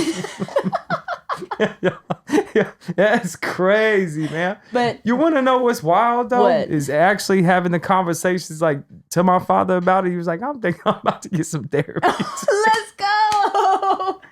Nah, because man, because he told me, he was like, I could actually tell that you've grown a lot. Well, I don't know what's happened with you, but you've grown a lot. And I say this all the time, man. It is therapy. It's just therapy. Like I think for me, I think our brains are so smart that when the psychiatrist is over and over again saying, corrects you, sometimes you'll say certain things.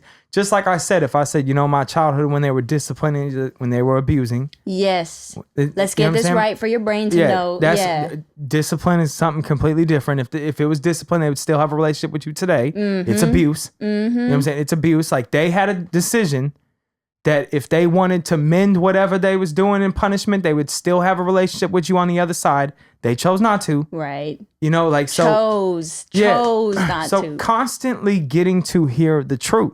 Yep. Of it puts I'm convinced the subconscious place that trauma lives inside of your brain is so smart that it goes, hey, yo, it wasn't true.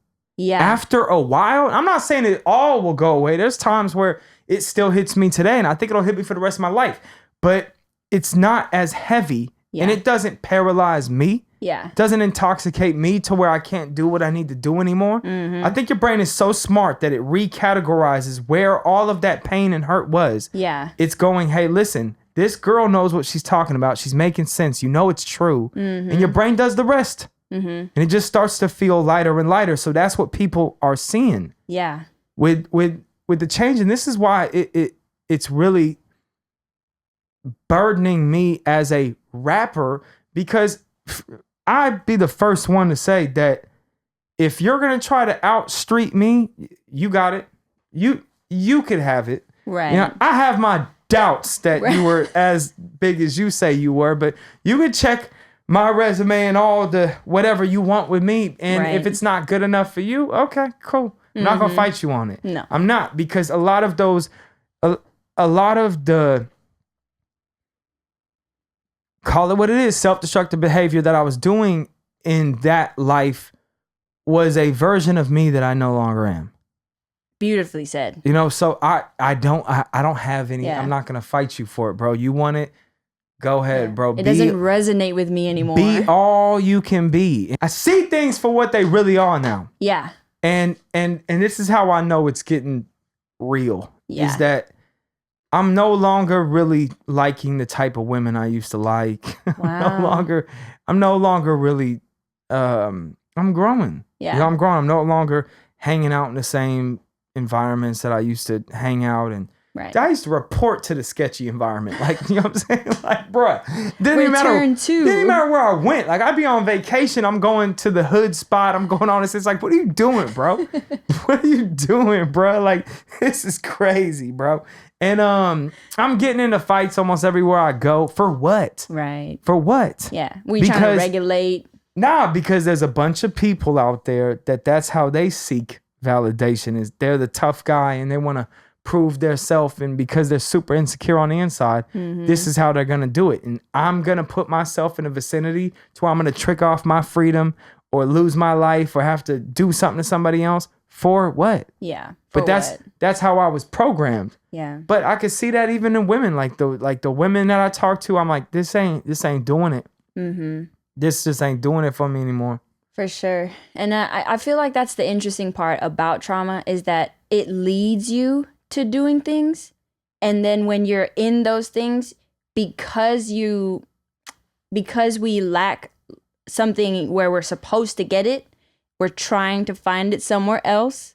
Yeah. And then now, because we're finding things like validation or emotional support in these not so safe or healthy environments, we're still getting our needs met. So it's like, now I'm going to resonate more over here because I'm not getting my needs met over here. So it's like, I'm still a human being. I'm still a growing human being at that. So I got to get my needs met somewhere. And then, you know what I'm saying? So, and then, like, somebody's going to find love somewhere. Yeah. And the sad thing is that when you're consumed by your trauma, sometimes things feel like love that aren't.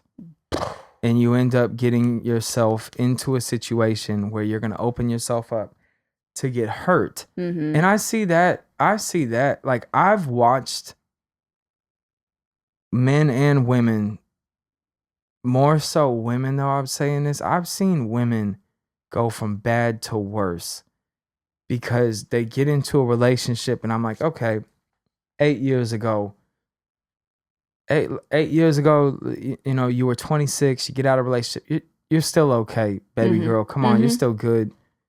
Then they end up getting with another man. It's like a carbon copy of the last. Yep. And I see that it escalates. Yeah. And now it's even worse. Yeah. And I'm still friends with, now I grew up with some people I still keep in touch with. And I'm like, now you're 34 and you are way worse off because you put it into a man. Yeah. Should have put it into yourself. Yeah. You should have worked on. Yeah. But a lot of times, man, especially women in this department, it's not their fault. No. And they're not being accountable for what they did to kick into this bad situation. Yeah. And they oftentimes don't feel like they really need that type of help or whatever. Dude, I've been talking to a female and I've been trying to tell her, like, in a cool way, like, yo, like, you should really, go get help. Yeah. And it's been like 7 years. No way. I swear to God. Bro, I do the same thing. If I do this to you, this is why I'm doing it. There's people that I troll to this day, every single year. People that I know personally, I'll kind of make contact with them to let them know, like, you're better than this, man. Like, go get your help. Yeah. Come on, man. Like, you got so much more to give year after year after year after year. And they're still in that same place. And I'm trying to tell them, like, I'm trying to be that one person to encourage them that'll make them think a little bit different. And man, I've had so many people block me or whatever, just because I'm like, hey, they might not have anybody else that's going to tell them. I see this for what it is. I'm going to be the one person to go in there and just cold say, water. Yeah. I mean, just say, hey, listen, man, if I know you personally and I know that there's something that's bothering you and I know that there was a traumatic event, I'll even be that one person that's like, hey, look, I think that's still unresolved inside of you. It's no shame if you were to tuck off and whatever. The one thing that I will say that I've seen with some females, man, I've seen some females that have crazy potential, crazy potential, especially like in today's society. I would say it might be a little more watered down now, but I wouldn't think so. There's so many hoes out there that if you're a real woman right now, you could take all this over. Like, you could really have your way out here. Yeah. I think I'd like to agree with that. Yeah. But I know certain females personally that I've watched them. They are hustlers, super charismatic, funny, beautiful, everything. But continuously get with the same type of dude and repeat the craziest thing. End up having a crazy baby daddy and just again and again and again. And I'm like, this dude, line up all of your exes. Yeah. And just look at them, man. Yeah. You think you might want to switch some of these things up? And the reason why I say that is because when I was inside of my whatever, just, I don't want to say like I'm outside of it. I'm not. But when I had a certain type that I would kind of go after. You mentioned in the last podcast. Yeah. The ghetto fabulous, man. Like, yeah. Yeah. And like, I had like a type that I kept going after, and I kept finding the same thing out over and over again. And you're trauma bonding with these people, and it feels amazing at first, and then it just burns you in the end. But the thing that's burning that you don't realize is time. You ain't getting that back. And it's going to get worse and worse and worse. And the saddest thing is, man, when it comes to females, like, this is just the way it is. This is just how the game go. Females in their 40s are cooked. They're cooked, but men aren't. I've seen out here on the center stage of the world, the females in their 40s, man, it is just sad. And I'm not saying like they're not beautiful. There's women that are beautiful into their 50s. Right. But you're just getting played with. Right. You're getting this is not good. Yeah. And I've seen men in their 40s hit jackpots because they do end up working on themselves. Yeah. And then they're like, yo, I'm still a catch out here, because just being real with you, even out here, mid-30s, I have a lot of women, 23, 24, throwing themselves at me. Yeah. They want that. Yeah. You know what I'm saying? They want that. These are girls with no kids. This isn't me bragging. This is just what it is. These are girls with no kids, fresh out of college. A lot of these girls are the wifey material for men that are in their, really 20, 30s and 40s. But the game is different for women. Right. Your clock has kind of ticked on the whole kid thing, and now it's kind of like finding somebody that else has kids already, and it's much more difficult. But if you look, the saddest part is I had a conversation with somebody that I'm close with, and I said the thing that makes me so mad, because I know all three. I don't know them personally. I know two of them personally, but I know all three of her exes. What makes me so angry or disappointed? There it is. Disappointed. I was like, girl, you gave the most fire years of your life to these 3 dudes, but 2 were like, I knew. And I'm like, what? Like, what are you doing, yo? Like, if you couldn't see that wasn't all 3 of them bricked out, like, you know what I'm saying? All 3 of them just burned 3 years here, another 3 years there, another 2 years there. It's like, at what point do you have to, like, what dude do you need to meet that you're like, you know what? How about I just date me for a second? Let me just date myself for a second. Work on what I got going. Let me come back to the game, because this ain't working out. It's key. Man, I've seen that happen, and it's sad, man. Girls that can build an empire by themselves and all this and that. The dudes are the same type of dudes. Listen, if you're one of these girls, what? I was just going to say, that's why healing is so important, because whatever you went through and it's unresolved, I don't know how it works fully yet. I'm still understanding it for myself, but it's what you are going to go after, because it's what you know. It's familiar. Exactly. So if chaos is what you know, you're going to see chaos and be like, I'm comfortable here. Yeah. And run its course. Like, yeah. And it just repeats itself. Repeat. Yeah. Big time. Yeah, I see it. And it's like, if you're one of these girls, because like there's girls out here, the ones that I was attracted to, right? The ones that was like a moth to a flame for me, right? They all had the same thing going on, where they were these beautiful, had an Instagram presence, bad females, broke, but acted like the money was good because in their head, what's acceptable to them and what's standard to them is average money, paying for themselves comfortably. You know, I'm not saying that I'm not saying they're straight broke, but they expect a man to come along, and then pick them up. Between us dudes, I'm gonna tell you right now, between the dudes that I would say are, I wouldn't say like the pick of the litter, but just a majority of men who are on their feet are going to play with you, mess around with you, and then on to the next. When they done doing that, they're going to pick up one of these 24, 25-year-olds, sail off to the sunset. Jeez. That's what's going to happen. Or you're going to find one of these dudes who wasn't no real player out there like that, but made it look like he was to you. You bought his little funky ass game, let him in the dough.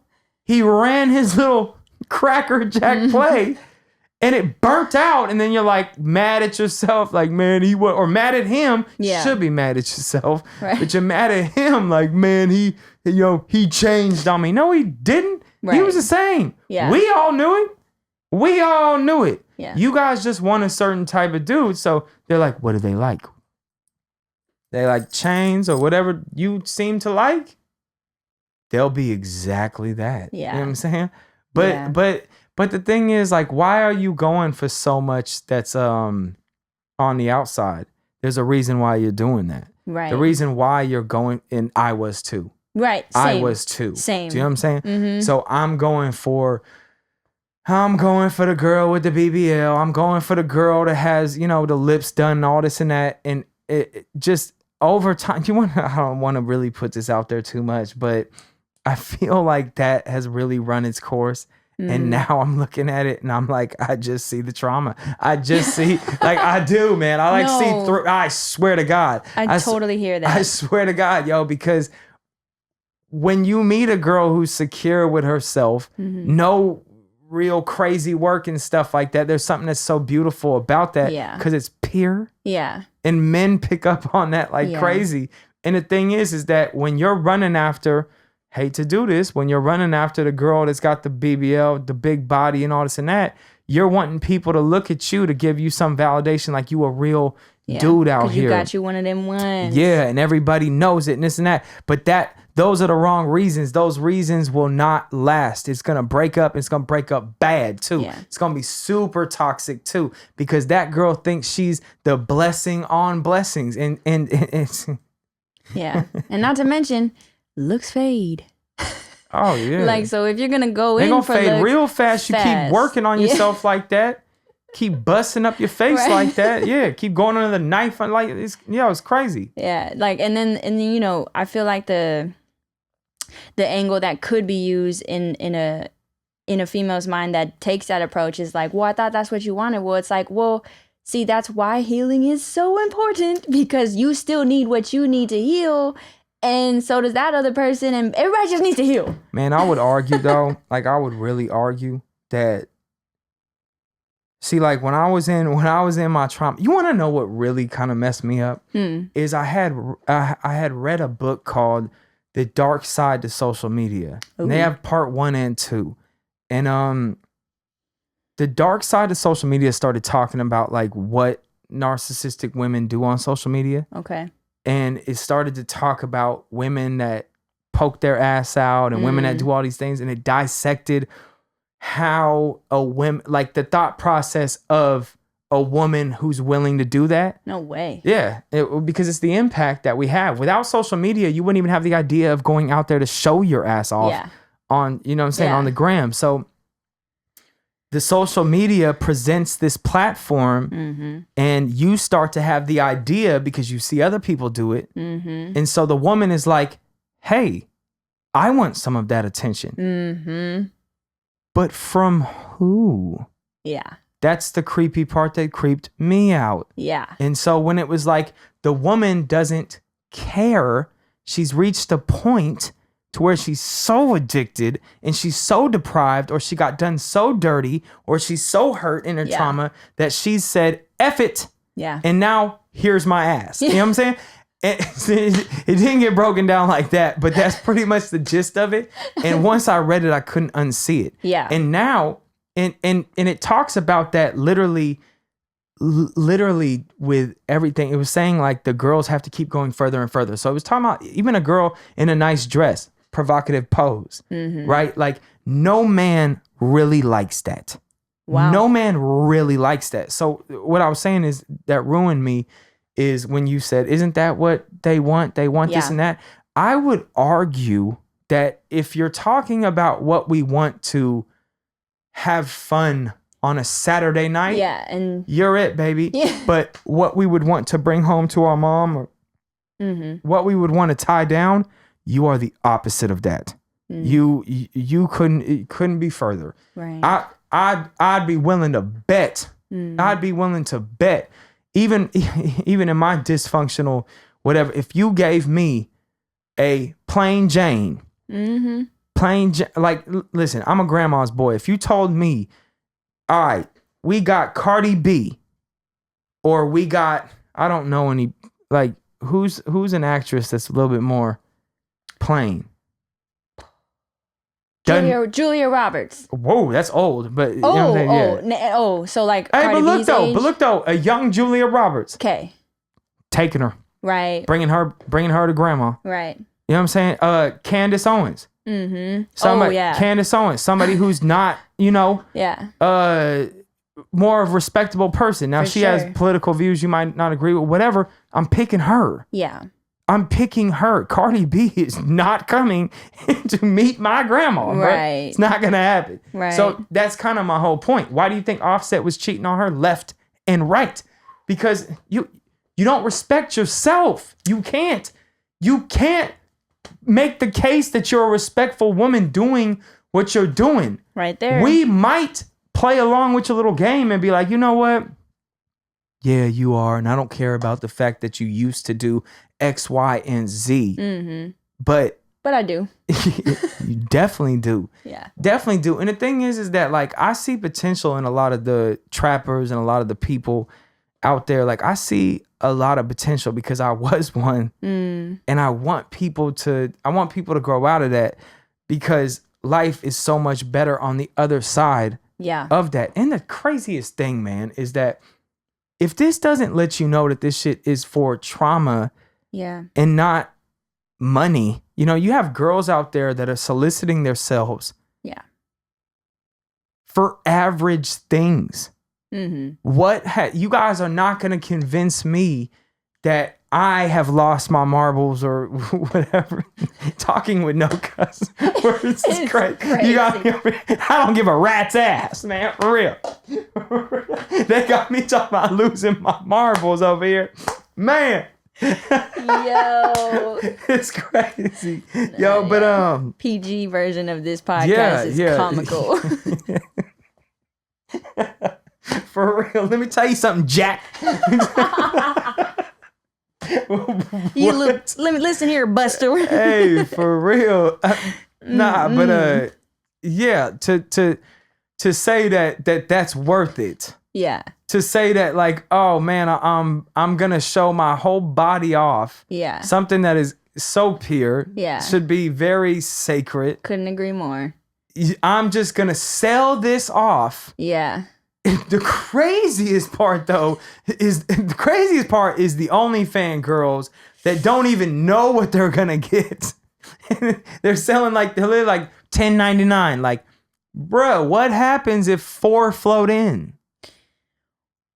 Do you know what I'm saying? No, bruh, $10.99. That's what, $44? Like, right, for your dignity. Right. I hope that was worth the eternal damnation that you're about to face. Do you know what I'm saying?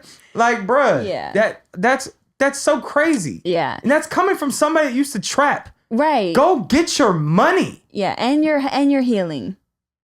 You're healing. Thank you for bringing it back to the point. Yeah. That's if you don't think I used to be around a lot of strippers, a lot. I'm low key ashamed to say this, but it's the truth. I would exploit them being dumb. Wow. I would.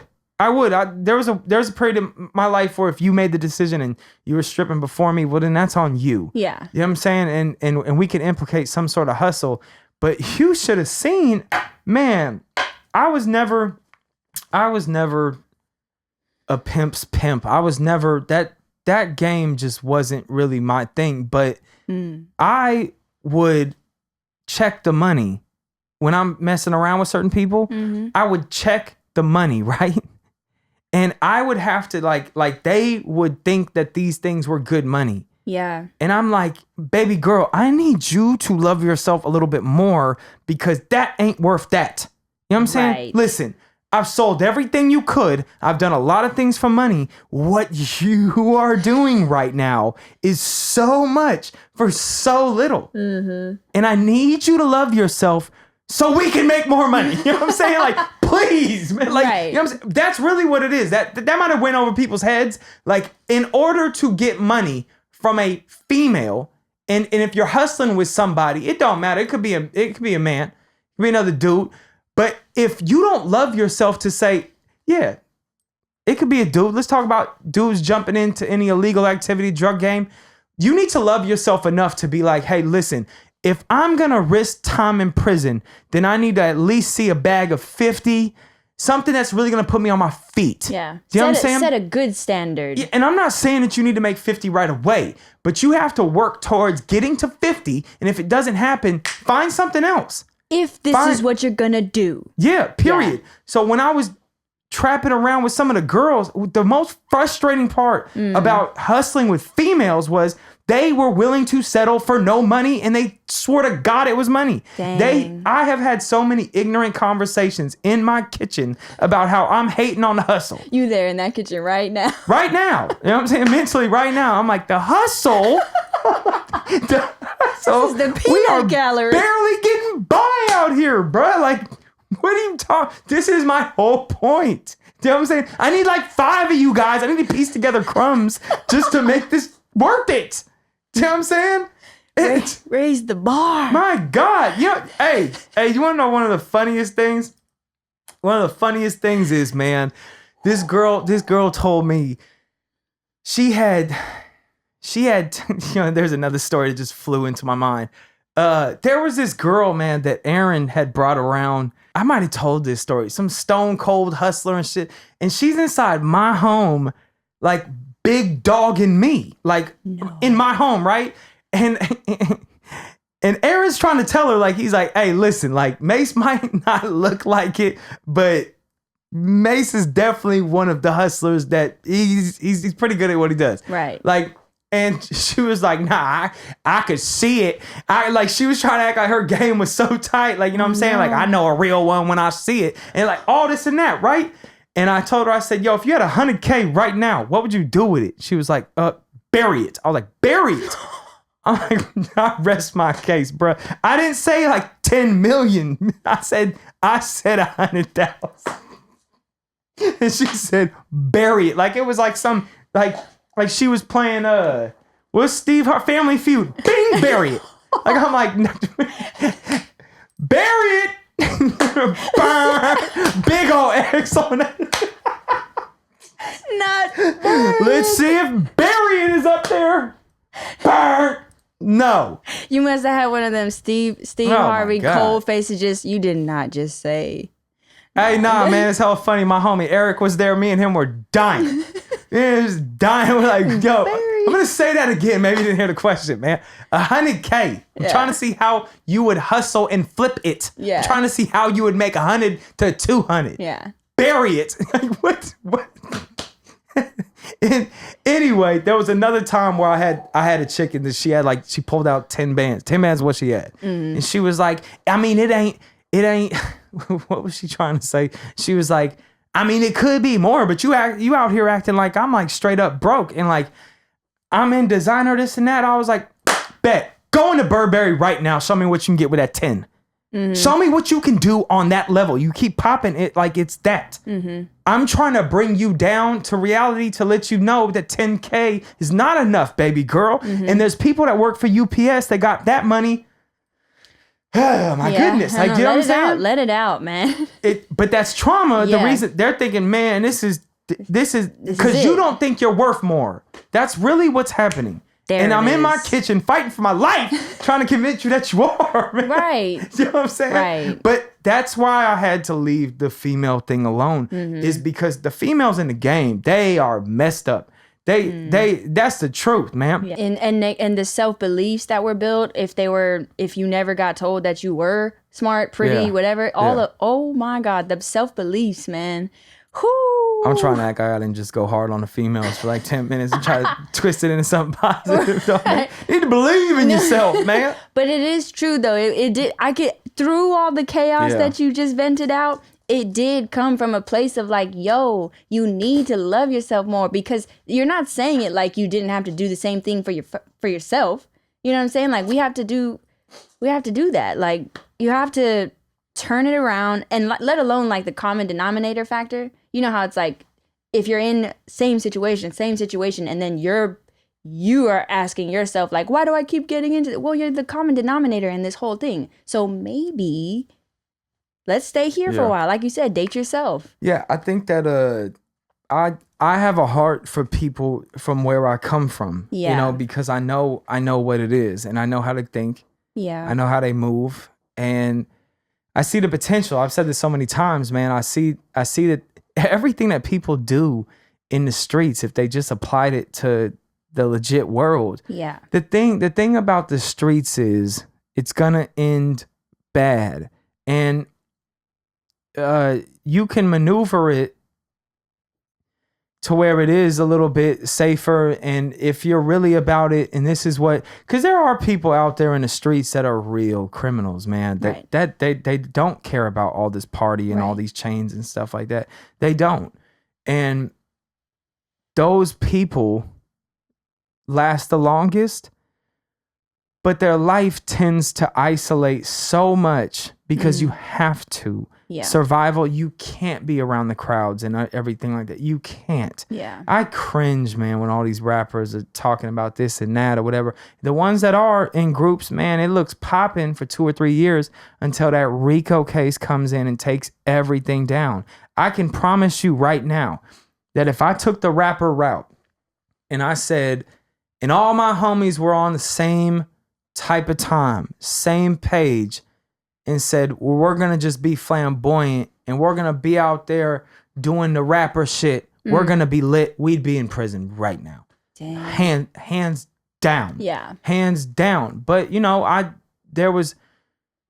luckily, there was enough of us that knew that those things were lingering around, that wasn't what we were doing. And I'm not the only one. A lot of my homeboys, they don't care about being in the limelight and all this. They don't care about any of that. Right. But there's a lot of rappers too that put it out there like kingpins and all this and that. You have to keep feeding that beast, homeboy. Yeah. Maybe at one time you were a kingpin. Yeah. Maybe at one time you were at the top of the food chain. Right. But bro, you got addicted to that validation of being looked at like that. So now you have to serve that. Yeah. That now becomes your God. You have to now feed that beast over and over again. It's gonna consume you. Yeah. And you won't be able to maintain it because, bro, we aren't nothing. We are nothing, man. Like in the grand scheme of things, I'm talking about like when it's all said and done. Yeah. When you take off the nice designer clothes and the chains and all that, man, the tattoos, fake. Like, who are you? Yeah. We're really nothing. We were all given an opportunity to be on this wonderful, floating, spinning ball. Yep. Full of wonderful life, of amazing creatures, bulldogs. But amazing everything, man. Yeah. And this was just a gift. What did you do with it? Yeah. You know, at the end of the day, what did you do? You know, for others. And so all of this, like, hey, it's just me and me, all that. Nah. And that's why, you know what? I'm so glad I just thought about this, because I just thought about one of the most important, one of the dopest people in my life right now. Shout out to Matty Boy and his new mixtape, White America. But that's why I love that guy so much. is because he's so humble. Right. No, yeah. I've had the privilege of meeting him 100%. Yeah. 100% agree with that. Yeah, and he's like one of my go-tos. Him and my homie Abe are one of my go-tos right now. Right. Just to talk about life. Yeah. You know, shout out to Abe. Like, seeing somebody want to do better. Yeah.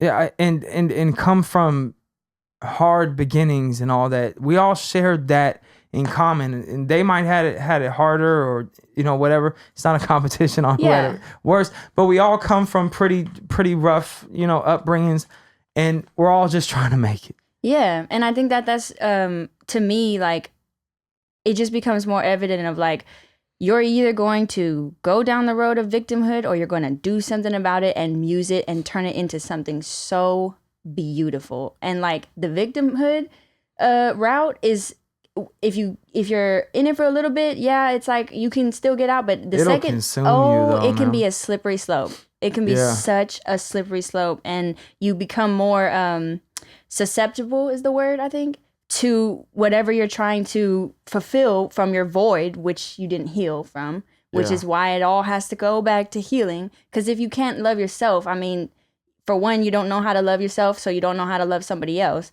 And then you also probably don't know how to let somebody love you. You know what I mean? So it's already off. Yeah, and I would say like you want to know something interesting I heard somebody was talking about on a video. Like, everybody has their own things that they deal with and how they deal with them, right? Mm-hmm. Somebody was saying that they couldn't go to the gym. He said he couldn't go to the gym anymore because it fueled too much of the admiration for himself. I commend that. Yeah, and he was like, I just can't be in that environment because it brings out like the narcissist. I don't know, but that is so real at the gym. To be self-aware. Y'all so full of yourself, bruh. Like, y'all check. Yeah. Come on, bro. Checking in the mirror, doing form. Get over yourself. Yeah. Bro, like for real. Nah, but, it's real. But I didn't know. I always wondered what was up with y'all anyway, man. Like, I did. Like, there's gym people, man. Yeah. Like, there are gym people, and I think there's some trauma behind that. You know what I'm saying? No For sure. doubt about it. Because there was a statistic that said like 80%, 8 out of 10 people that go to the gym is been single, and can't keep a relationship. And I think there was a connection with it. Big time. But what the dude was saying was like, he was like, it just brings out the worst in me. And he's like, I'm trying my best to not be this like self-absorbed person, and the gym brings that out. But hey, yo, he can't walk into a room full of mirrors because he about to regress and relapse back into his narcissism. But that's self-awareness. Everybody has their own battle, man. Bro, what? For real. Man, let me just grill myself a little bit. I definitely he walk in front of a mirror. It's coming back. No, hey, for real. No, look at the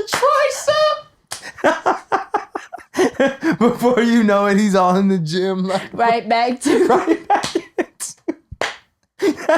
That's crazy. But no, like, look, I'm not knocking anybody if we know each other personally, but I know people, man, that like I know people. I had a girl out here that I was cool with, and she was like, Mase, can you give me some tips? Just playing around, right? And I was like, check this out, man. I'm like, on your Instagram, you have like 1,000 pictures of yourself at the gym. Yeah. And I was like, can I just ask you? I'm just going to ask you this. Just give me whatever answer you can. Why 1,000?